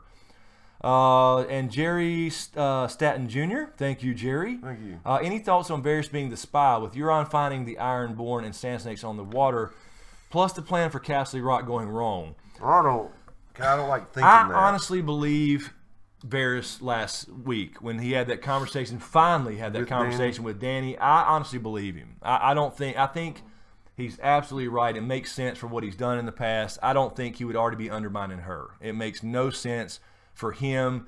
He hates the Lannisters. There's no reason for, and especially Cersei. Yeah. So I don't see that being Varys. I think he honestly meant that. So that's just my opinion. I could be wrong, and maybe he's there the whole time to. I just don't see why he would set all this up from the beginning with Illyrio Mopatis, set all this up from season 1 or book 1 or whatever, you know what I mean? And to get Aegon in the books or Dany over to Westeros to rule and then undermine them. It makes no sense. Get that Carol one right there. 3 Designer says, Jon Snow is the only person to see both White Walkers and dragons. Is there a meaning to this? Yes, in the sense of the metaphorical ice and fire. He's seen them both because he is the both. And we keep saying that with the symmetry thing. And again, everything doesn't have to be perfectly symmetrical. Right. But it's like Melisandre just said. She actually was mistaken. She said, I did my job. I brought together ice and fire. That was very cool. But he is not. He is both. The ice is the Night King, and maybe she meant that, you know what I mean? It's just a conversation, like I did my job, I brought these two together, which is important. I'm not saying she was wrong in the sense of bringing them together, you know what I mean? She's like a water but I think F2I. Right. So, yeah, I mean, I think that's basically what that means is now, yeah, it's true. He's the only one to see them both. And because he is both, he has ties to both, I think. So, kind of a metaphorical thing. Let's see. Snoots. Snootzel 731. Yes. QA, when Sam copies the scrolls, will he figure out Jon's heritage? Then, I just lost it. Whoa. There it is, right? There it is. Okay. Okay. When Sam copies the scrolls, will he figure out Jon's heritage, then purposely be kicked out of the Citadel to find Jon and tell him. I think if there is something there, whether it's a scroll, whether it's another book somewhere that Gilly and him already had, because again, those scrolls are very, very old that need to be copied. Something that's Jon's age would not need to be recopied yet, I don't think. So even regardless, if he does find out, I think he would. I don't know if he would get kicked out. I think he would just leave. Right. I think he just leaves to go tell him. And I don't know if he wants to risk a raven with that news. Oh no. Just the very bottom one right there. Let's see. We got Embers on Fire, PM Cornell. There she is. Says, Smokescreen, why is everyone shocked at Sam's bravery? Just because he is an unlikely hero? Yeah, I mean, basically because they set him up so good in the beginning They to really be a craven. He said that himself. The reason his father sent him off to the Night's Watch in the first place is that he wasn't the typical son, and that was. And he fit in with the Night's Watch because a lot of people there are either bastards or, obviously these days they're thieves and stuff too. But yeah, they set him up that way, and then he ends up being a huge part of the story. He's proven himself. But it shows you not only did he have to step up and save Gilly or the baby, technically baby Sam, and kill a White Walker, Sam the Slayer, but it's kind of showing the pen is mightier than the sword. That's really what he's there for. The pen is mightier than the sword, so that's his role in this. Sometimes the pen will stab your ass. You damn right. You damn right. Right in the fucking neck. Sorry. That's just Joe Pesci. So, let's see here. Just so Doc Holiday, thank you, Doc, again. Does Cersei's hit facilitate the Dragon Pit scene? It could, if we, because we do know from filming news there will be this scene in King's Landing. I won't say any more than that, because I don't know what's going to exactly happen there. But I do think, like we were saying earlier, that if the Lannisters winning actually gives Jon more of a little bit of leverage to convince Dany to ask enemies for help too, if that makes sense. No, it makes perfect sense. So I think so. I think exactly what we're saying. Also, Cole Outdoors. Thank you, Cole Outdoors. Thank you. What about Jon saying he didn't like what he thought? It reminded me of his father. He don't like what he does, yeah. Oh, yes, absolutely. Yeah, we mentioned that earlier. It was an absolute callback to Season 5 when Barristan Selmy's talking about Rhaegar. Absolute callback to that, and Dany picked up on that instantly. She looked over like, whoa. I remember my brother, now talking about, or Barristan telling me about my brother. Yeah. Absolute callback to Rhaegar. So we got a couple teases there about how he didn't love killing, he loved singing. Let's see. Carol has a question from Andrea. Did you guys notice how Jaime told Cersei no before sex and echoed back to Joffrey's funeral scene? That is true. Yeah, he did. He kind of brushed her off, but then he didn't really stop her like any normal man. Right. Yeah. I mean, so yeah, that's true. He did say no, not right now, but yeah, and I think the reason he did that, it was kind of a callback to that, right? And they still went through with it. But it was almost like he's starting to think about these things adding up. You know what I mean? I think that's kind of what that means. Otherwise, why even say no? You know what I mean? In the first place. I got one for you. It's from Lava Dog. It says, Q&A. Woken says Lewin kept all the scrolls he received from Ravens. Yes, copies. Possible Arya will find the letter written by Sansa to Robb asking to bend the knee to Joffrey, planted by Littlefinger, who overheard. Oh yeah, the old letter that got Robb marching south with the banners. Exactly. Yeah, that's true. There's so many little things there that they could find, but I can't think of anything other than that. Maybe obviously he kept a copy of that, but I don't think there's anything there that he would know that he would have that would, give Littlefinger up. I don't think. Right. I think that's why I keep tending to much more evidence against him now that Bran. Now that Bran's there, exactly. That's why I keep thinking with the Sansa Bran conversation. That just made me think that when he started saying I'm sorry this happened to you, that makes me think even more that Bran's going to be the one to see that and say that to her. And then they confront him, and he actually tries to worm his way out of it. He's probably still got the dagger on him, and then that's when that goes down. So, all right, let's see. I don't know we're at 2 hours and 50 minutes. So I guess we'll take a few more. I don't know which one, unless you want to take a break and do another little 10, 15 minutes, or what do you? If these guys are down for it, since we got 2,200 people watching, I will do one more session. I don't know if it'll be a whole another hour, but yeah, we'll okay. So if that's you, what do you guys want to do? Clear out Streamlabs, clear out Super Chat. You guys are hanging out. You're still 2,200 people. What do you guys want to do? You want us to do a little quick break and do another 15, 20 minutes, maybe? Sure.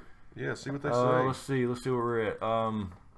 And Carol, thank you, Carol. I see all your questions. I know y'all got a list here too, but thank you, Cheryl. Love you back. One more session. They says Jorah equals Deadpool. That's true. He does look like Deadpool. Good. I'm sorry, I didn't catch your name. It flew by. Yeah, I did catch it though. I said Freddy Krueger earlier, but no, Deadpool is it. Okay. Well, I just want to make sure everybody's saying yes, but I know people have to work and stuff. It is 1:30, right. So all right. We'll do that. We'll take a quick little one and do another 15 or 20 minutes so everybody can get in the bed and talk about the water cooler tomorrow. And I can get busy on the actual edited video. So, all right, give us a couple minutes and we'll be right back.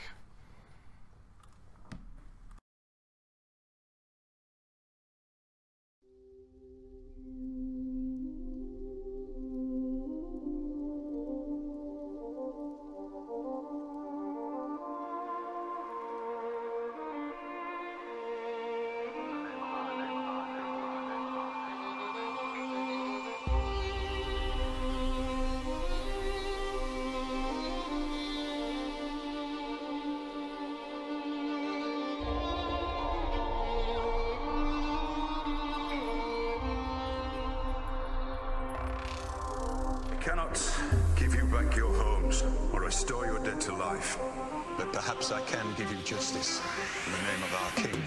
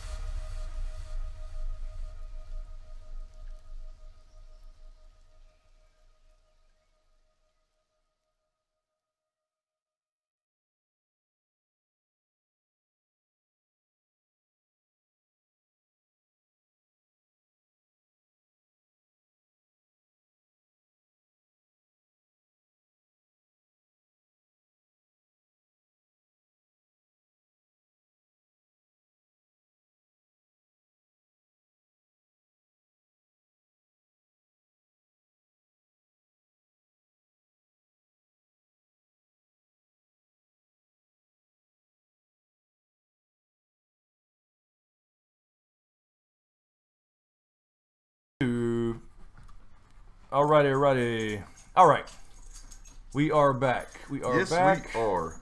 Let's see what's going on in the Chizat. How many stayed with us? Close to 2,000. Yeah, everybody's getting tired. I understand that completely. Yes. And we talk too damn much. Let's see.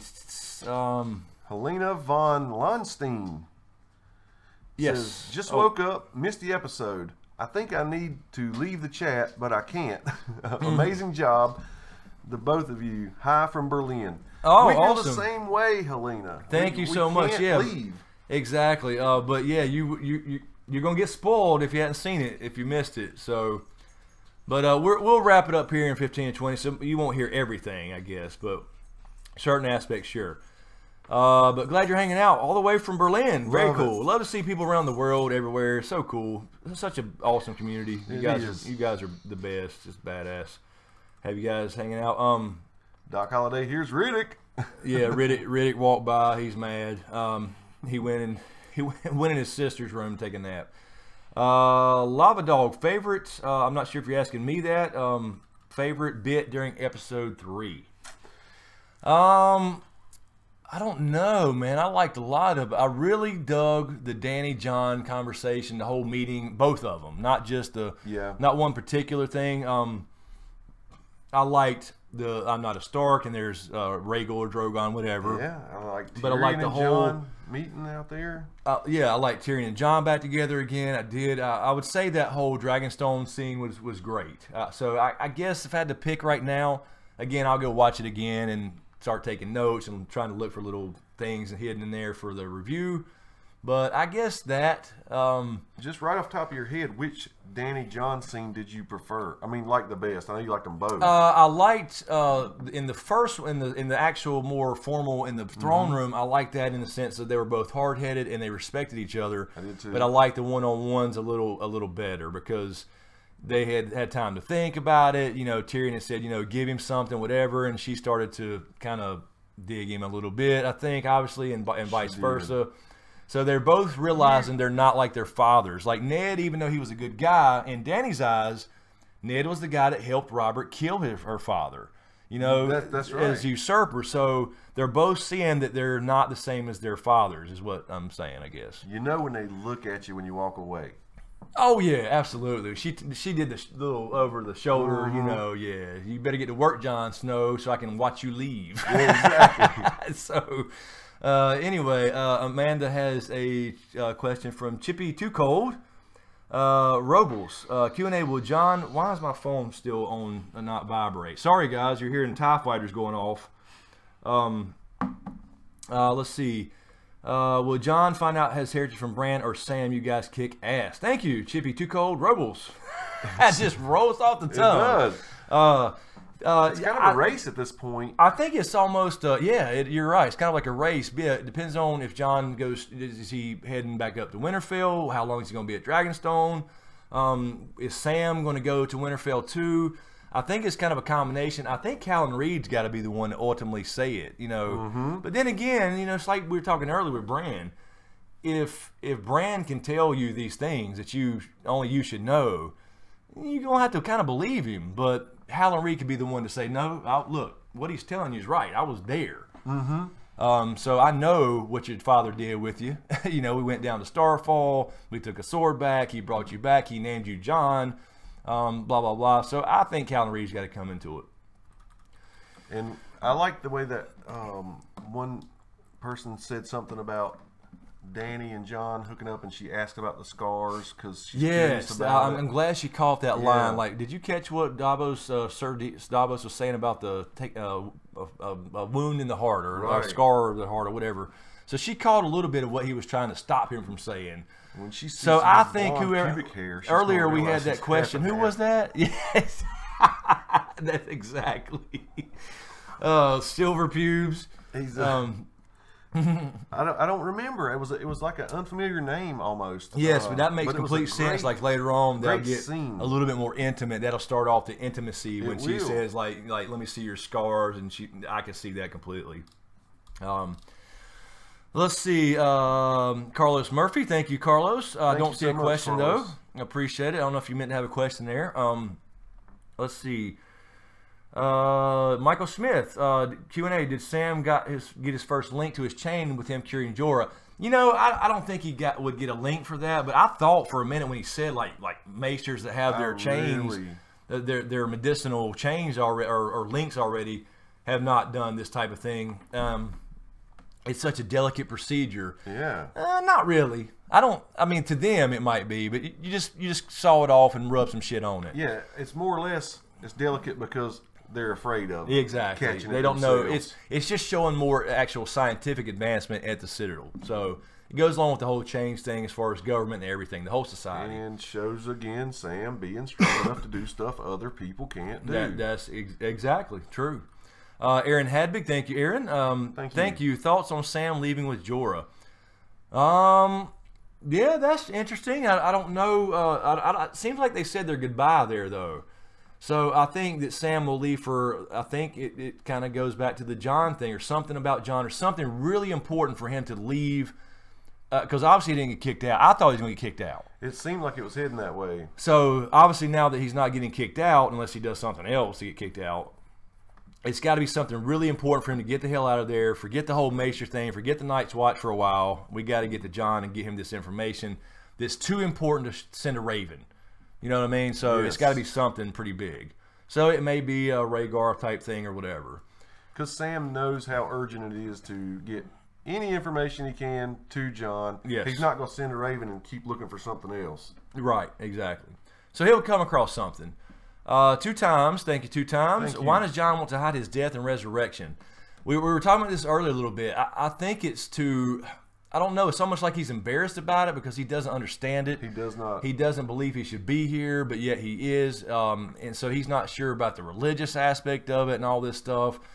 He don't want people to think he's crazy because like they don't believe already, like really Grumpkins and Snarks, that's what you're worried about. But you know, so I think he's kind of holding it close to his chest. And again, like somebody mentioned earlier, that sets up perfectly for the intimacy later on between him and Dany. Like seeing the scars over his heart and shit. Serial Market, again, thank you, Serial. So much. Appreciate it. No question this time, guys. Just sending the love. Keep up the great work. Thank you so much, Serial Margaret. Thank you. All right, so we are a little over 3 hours, so we'll go another 5 or 10 minutes or so. Take a few more up here from the chat. Lava Dog. Q&A. Varys could clarify that Varys could have clarified that Jon's father didn't want the Targaryen children murdered. Dany seemed unaware that her approach to Jon and Varys slipping or D&D era. He's saying Dany didn't. Yeah, that's true. Unaware of that fact. Yeah, that's true. I was thinking the same thing, but we don't really know where Varys was at what exact time when he came into the throne room. He did come late, and he came with heavy news. He came, you know, Tywin. I mean, they had already sacked the city. Jaime sitting on the throne. He had the issue with Jaime. When Robert finally showed up because he was wounded by Rhaegar, that's when they had the big falling out about the kids. So that happened later. I'm sorry. You're saying where he was in the room back then. Yes, I'm sorry. absolutely. I thought you meant tonight. So he may not be aware exactly of, like, you know, that Ned was, because Ned was, they got in a huge fight about that. He left. Yeah. That was the last time they really, that was, the only thing that brought them back together as friends was Lyanna's death, which was just not too long later. But he was done with Robert at that point. He called it murder. Robert called it war. Gotcha. So we don't really know what Varys, you know, we don't know what Varys knew about Ned not liking it. We know Varys knows about it, but we don't know exactly, you know what I mean, what Varys knows about Ned being against it. Right. Now, I think he would know that. You would think so. It could have been something they just slipped up on, because you would think he would know, like, that's the reason he left King's Landing without Robert, you know, or left Robert there and went to find Lyanna. Carlos Murphy, thank you, Carlos. I don't see a question though. I appreciate it. I'm not sure if you meant to type 1 or not. Try to get it to a moderator, Carlos, if you do. Hermit Swarna says, how did Euron get to Castle Rock so fast? Star Trek teleporters, absolutely. They have teleport. No, that's, yeah, it's just showing you. Makes sense. Yeah, it was very fast, but then again, they are showing you in each of these episodes how much time has passed in between these scenes. I mean, Jon was already at Dragonstone from the north, so I mean, it's been months and months. So I guess Euron just went around from King's Landing, left from there, went around the whole fucking coast, and it was months later. So a lot of time has passed in between these episodes. Remember the scenes themselves too. All right, let's grab a couple more. We're almost at our typical 3 hour and 10 minute or so stream. Let me say this: is it possible, since he intercepted them on their way, right? He intercepted Jorah and Theon and the Sand Snakes. And, yes, he had a surprise attack them at night. And where were they heading? They were heading back to. This was very odd. This is where I think they screwed up. They were heading back to Dorne to drop Ellaria and them off to get their fleet or something, and then go blockade King's Landing. Okay. But in episodes 10 of season 6, all these Dornish ships and Martell ships are with the Targaryen fleet. They should have already been there at Dragonstone and went immediately to King's Landing. Gotcha. You're right. It didn't make a lot of sense why Ellaria would have to be taken back to Dorne and then come back to King's Landing up and down the coast too many times. That made no sense. So they kind of fucked that up, I think. I mean, it'd make no sense for that to happen. Amanda has one from Anita. Anita, thank you. Reinhard, Q&A, since all Raven messages for the past 100 years have been kept in Winterfell, could one of them be R plus L equals J, and was it withheld from Ned Stark? Come on, boys, pick up your favorite Aussie. So thank you, Amanda, for grabbing Anita's question. I don't know if Maester Luwin would have ever had anything from Rhaegar in Winterfell. Now, could have Lyanna potentially sent a raven to some point back then? Yeah, sure. Maybe something there. But you would think that you would have a hint from Luwin about it, you know, between him and Ned in season 1 or something. Like, you know, but there was never any hint that he had any clue whatsoever. And if he knew, obviously he would receive the raven. So I wouldn't think so. There's that if you start getting into all these kind of things about, you know, records, there's too many people that can know. And the idea was to keep it secret from everybody because Rhaegar, or not Rhaegar, but Jon wanted to protect him from Robert, the Baratheon Targaryen killer. Lady Warrior of the House Brady says, Q&A, what did Mel mean by telling Varys he and she had to die in Westeros in this strange land? Yeah, the strange land part was because they were, you know, it's strange to them from where they came from. Okay. Yeah, that's simple. Melisandre from a Shy, apparently, a Shadowbinder. Gotcha. We'll never see a Shire in whatever homeland, but of course, Varys was born over there and as a, you know, essentially a slave. He was born a slave, just like her. They're very similar in their past, which is why Varys is. He's uncomfortable with the whole religion thing and whatever because he got his shit burned off, root and stem, by the way. And stem. But yeah, they're very similar in their past. So when you know, basically they're saying that Westeros is not their homeland. They're not from there. Cool. So I think that's the way it is. Let's see. Amanda has one from Arya Singh.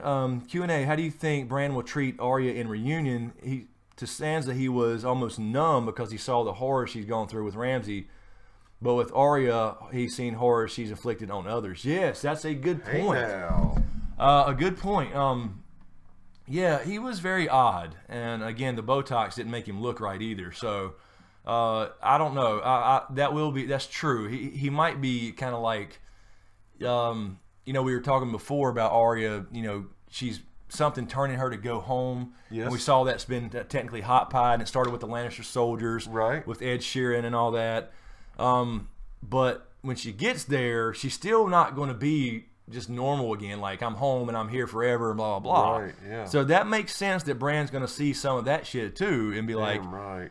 You've done, what the fuck have you been doing? You know, why are you worried about, this is what's going on. Yeah. So it may just be another thing to help her realize, wait a minute, I need to be with my wolf pack here because here's a war coming. My list don't mean shit. You know, another one of those things to kind of help her along with her arc. All right, let's take a couple more. Let's see. I saw a couple. Oh, okay. We do have a couple more super chats. I think we are. Keep going. There's Carlos got him a question in. Yep, that's it. The first one, Carlos Murphy question. Carlos says, did you mention or notice that right at the moment when Tyrion told Jon that he was a Stark, Jon said, "No, I'm a Snow." Basically, he said, "I'm not a Stark." And a dragon flew by him. Could this be foreshadowing on his parents? Definitely. Oh, absolutely. Yeah, it was absolutely a tease, another damn Targaryen tease when he said, "But I'm no Stark." oh shit, hit the floor. 20 million people absolutely loved that scene. Absolutely. Right, it was absolutely another damn, and we're going to keep, and that's why I keep saying probably season 8 when he gets the reveal. I would hate it if he never got the reveal. That'd be the worst ending ever. But wouldn't it? Yeah, we're going to keep getting the teases with that. You know, for example, when he meets the dragons, they're going to like him, and Dany's going to be confused, like, wait a minute, what the hell? But then again, they do like people that she hangs out with, you know, it's like Melisandre and everybody. So she may not think much about it, but if it happens a couple times, or maybe he pets one, or I don't know, whatever, something's going to be like, wait a minute, what the hell? So yeah, we're going to keep getting that tease. That was one of the best little things of the show.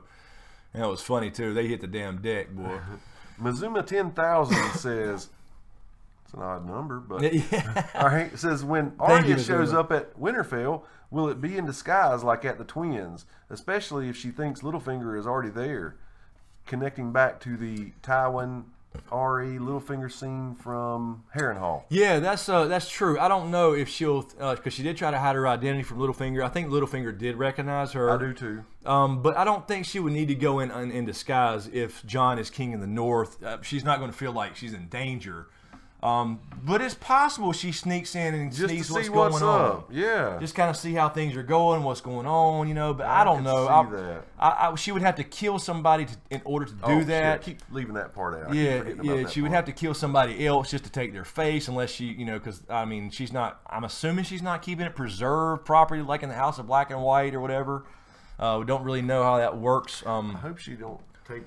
I mean, because he's not gonna walk up there and Walter Frey's face. I mean, so it would have to be like somebody we wouldn't know. So she'd have to kill another innocent person. And I think with the whole, you know, Lannister soldiers scene, humanizing them, and then Hot Pie, I think she'll just walk up in there normal, I guess. Because Bran looks nothing like himself.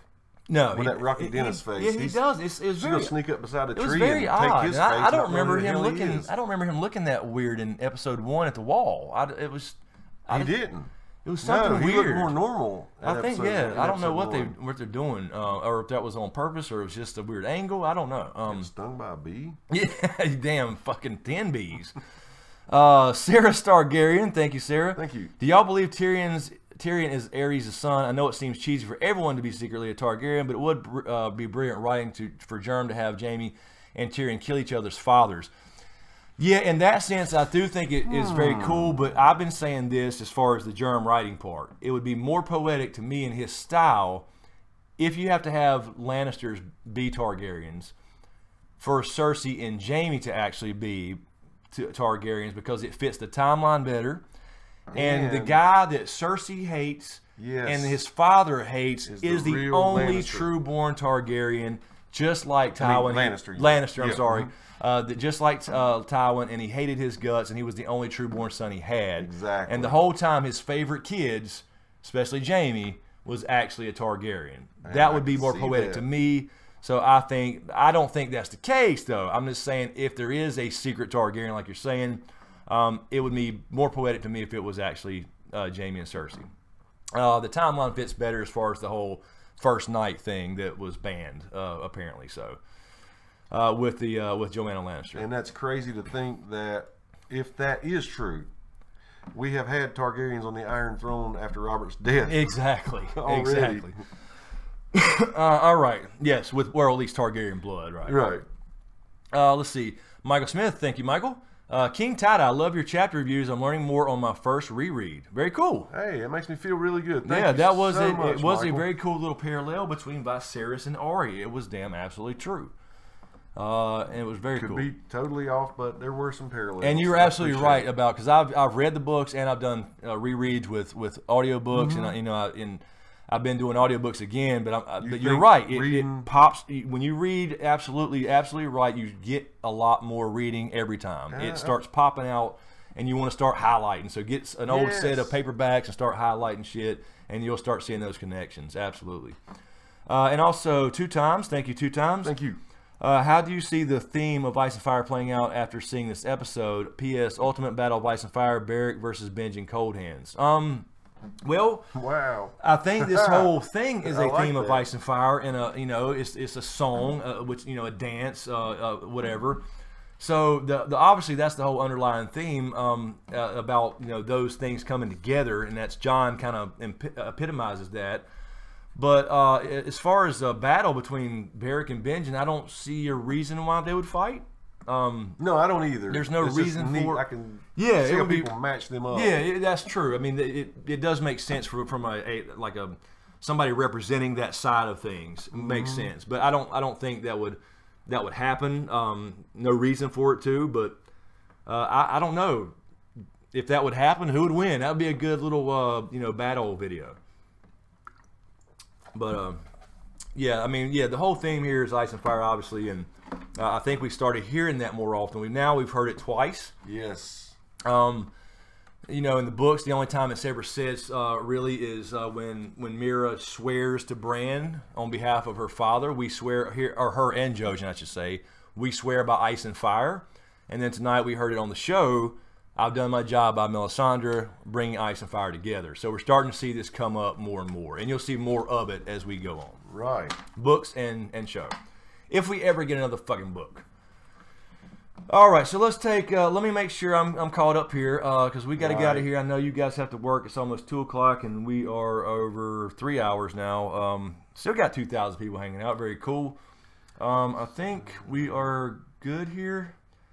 Yes. Yes, we are. All right. So we're good on Streamlabs. Let's make sure I'm good there. All right, so let's grab a couple more really quick from the regular chat really quick, and we'll get out of here and let you guys go. Let's see, Will G. Oh, he just finished watching the episode. Oh, man. Bless his heart. He says, hey, guys, just finished the episode, so I'm pissed I missed all your insights. But this episode kicked ass. Absolutely did. And, yes, it did. Will G, go back and watch it. This will post as a video when we get done. It'll take an hour or two to process. We properly. literally talk about everything. But we went through the first 40 minutes or so. We went through. I mean, I'm sure there's little things we missed here and there, but that came back up in questions. Right. But we went through the whole. Tried to stay away from questions in the beginning this time.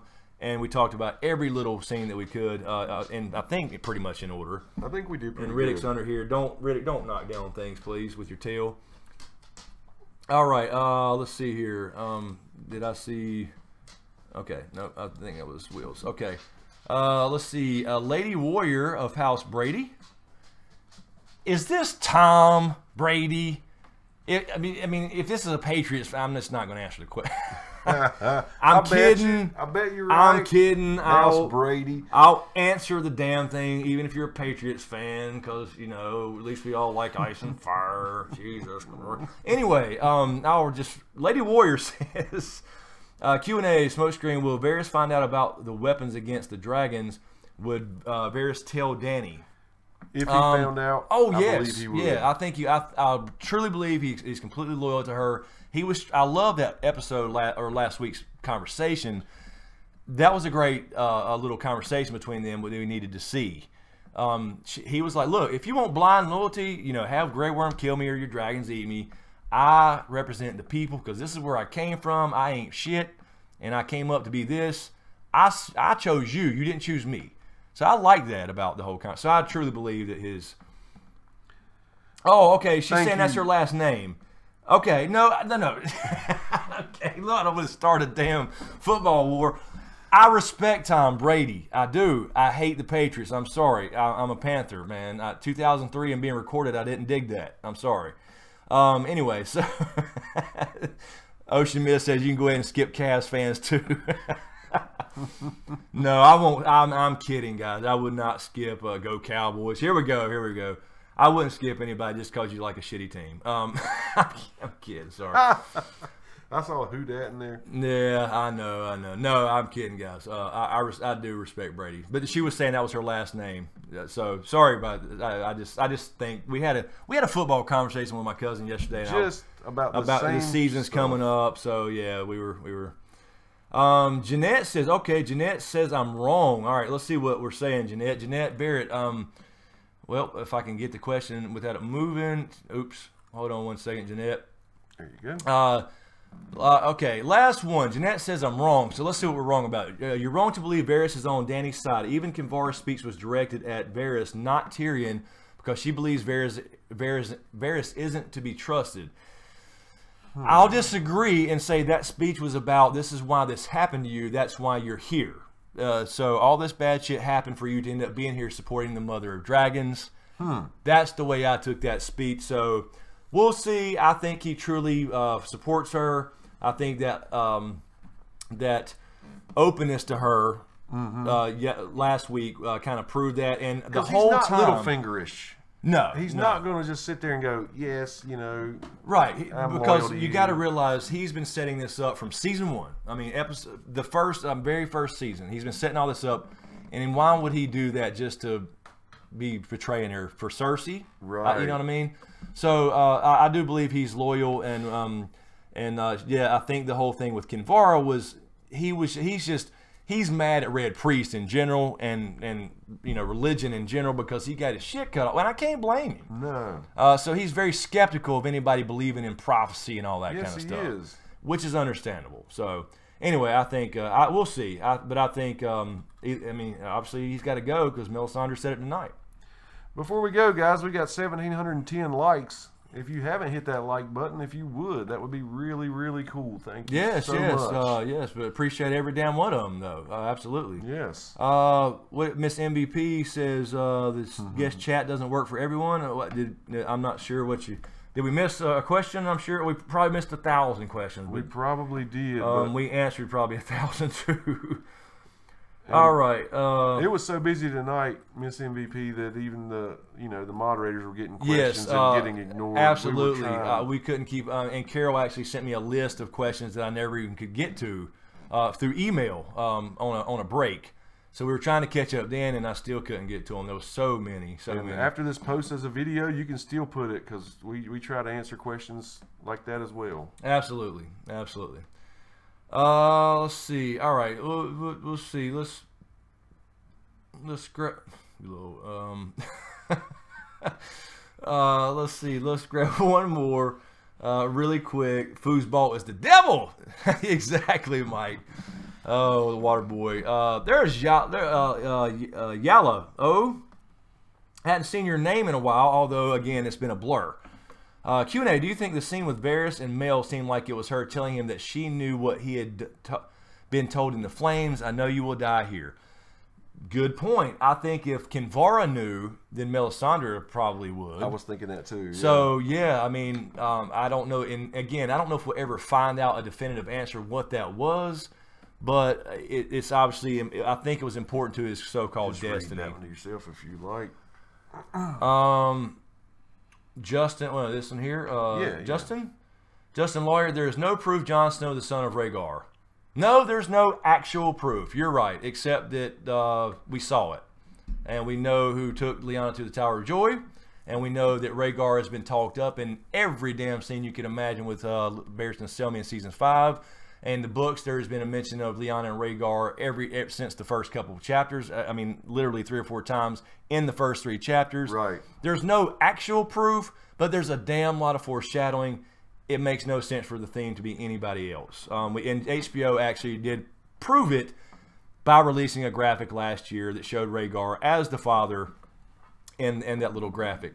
It's just not been told to Jon yet. So that's the only thing. Absolutely confirmed.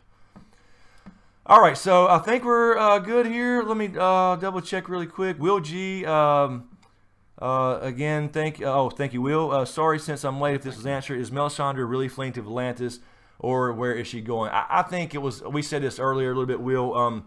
I guess she is. There's really no reason to, but I think it was because she was pregnant, had a kid at the time when they were filming all this. They kind of got I guess it's just a tool to get her out of the way for a little bit because she didn't film a lot. Right. So I think that's all that is, but I guess she'll be back in Season 8, and I hope she has something to do with the actual battle in the end of this thing. So, anyway. Before we go, I'd like to say this. As crazy as the questions were tonight, as far as flying by and the quantity, this went really smooth.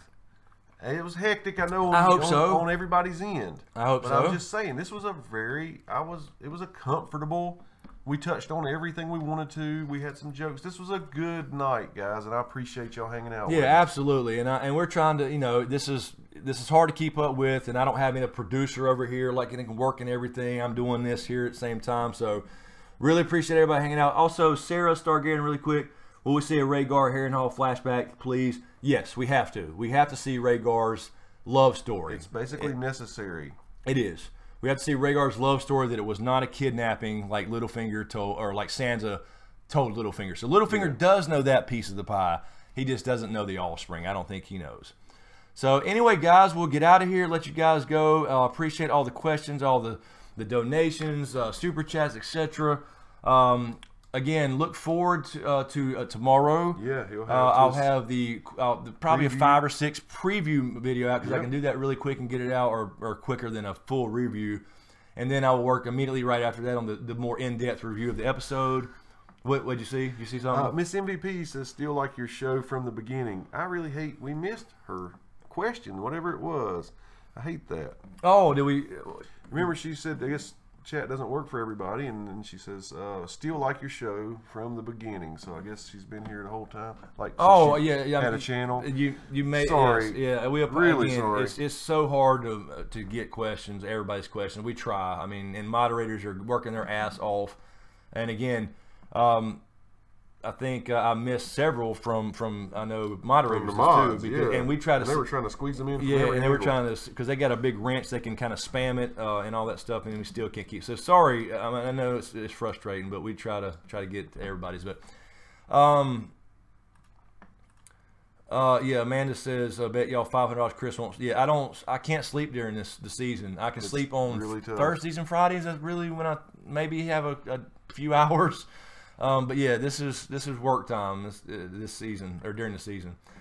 All right, so anyway, thanks guys for hanging out. Appreciate it. I was going to say a minute ago, I forgot. Oh yes, Proto Stark shirts are there. Yes. They are on the Teespring store. The link is in the description.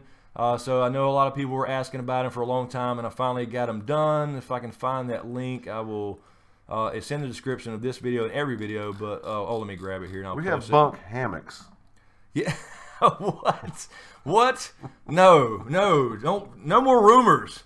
No. Here's the store there. Everybody was asking. Yeah, go check those Proto Stark shirts out, guys. It's sweet. But yeah, it's it's, and there's some new stuff on there too. Yes. Hats. I know a few people have been asking about hats. They're still out of apparently the fitted hats like these. Oh, you don't have yours on. I didn't even notice the whole time. But yeah, I don't know if somebody said there might have been an issue. I think it was Amanda Stewart, maybe. That I'm not sure. There may be an issue now with the regular hats. So Proto Stark carts. So I don't know. I got to check on that. But anyway, they are available now. The Proto Stark shirts, and I'll take my last drink. there are men's, women's, V-necks, all that stuff. I think there's bags now. There's a sticker, all that kind of stuff's up there. So anyway, just want to let you guys know. Also, really quick, I mentioned to you guys last week that we're talking about the charity thing with my buddy Corey and with the St. Jude's. I'm going to call them tomorrow and try to set something up for probably, I think I will wait actually into maybe a big hype thing with episode 7. Yeah, he's definitely so I'm working going to work on that, and possibly, so I'm not going to say for sure anything right now, Right. but I'm going to work on something with St. Jude for episode 7. Stay tuned. Which I think will be obviously the biggest episode of the season. There'll be a lot of pissed off cliffhanger shit going on, I'm Right. sure. So it'll be more hype, more people, I'm hoping. people So here. I hope to set something up where everything goes to St. Jude. So let me work on that to be sure before I actually make it official. But anyway, guys, thank you everybody again. I know I've said it a million times, but thank you, Carol. Thank you, Amanda. Thank you, Order 1814.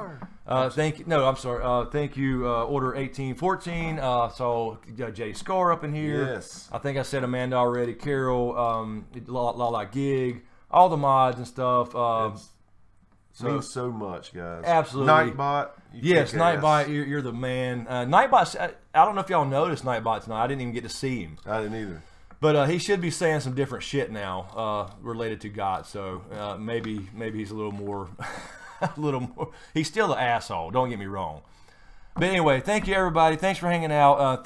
We got to trending again. Also on live. So the live. We all trending. did that. That's awesome, guys. That's y'all. That's nothing to do with us, because y'all got to be here watching to get those numbers going to get on YouTube's live trending page. So very cool, very cool. It was when you showed you took your hat off. That's what made it trend. Oh, that's right. I don't know if you were here. I took my hat off in the very beginning and it started trending.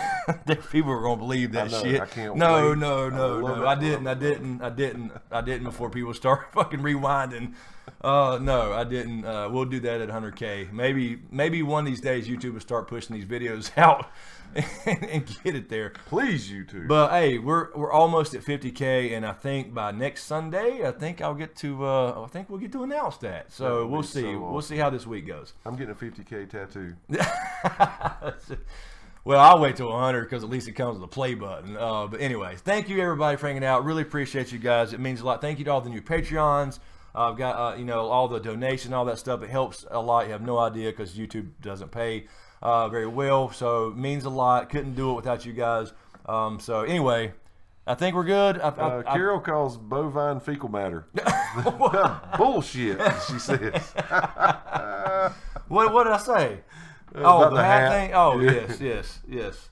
Good night, everybody. Yeah, go ahead, Sam. Go for it. That's a lot of accounts, man. No, I want to do it the right way. It is broken, Michael Smith. It doesn't push. It's weird. I mean, my shit's not great, maybe, but anyway, the point being that it's okay enough. Yeah, it's all right, but it's not the best. I know there's a lot of good YouTubers out there. Anyway, all right, we'll get out of here. It is 2 o'clock, so thank you guys. Thank you for hanging out. We'll see you next week at 10:30 Eastern Standard Time. Probably be a couple minutes late, I'm sure. Oh, yeah. I'm sure. Some fat bald dude's got a shower. So, all right. So we'll see you guys next week. Again, have the preview video out tomorrow, as in today, and then the review video. I'll try to get that quick as possible right after that, and then I'm sure I'll pick up something in the review process, and when I watch it again, take notes about a separate little video. Yes. Probably Thursday, Wednesday, Thursday, Friday, always whenever something it is. comes up. And I think we're back with the Side Effect podcast this week too. So I think we'll be back. So that's Rock and something roll. else for me to do. So, all right, we'll see you guys next time. Thanks for hanging out. Love you all. Thank you, Love you and guys. have a good night.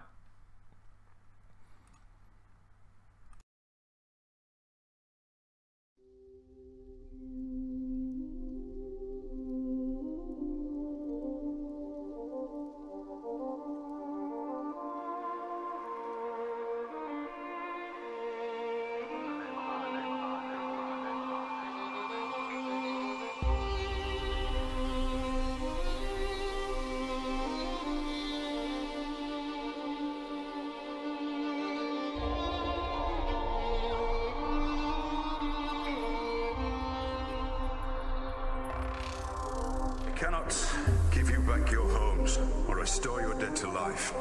But perhaps I can give you justice in the name of our king.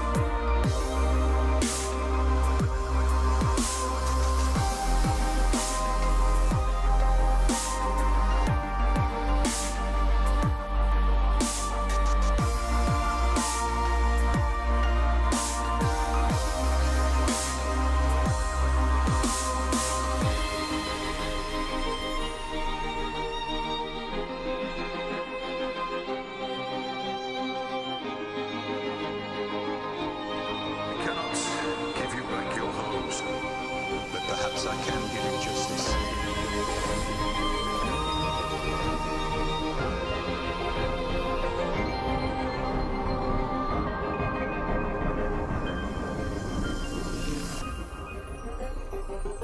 In the name of our king.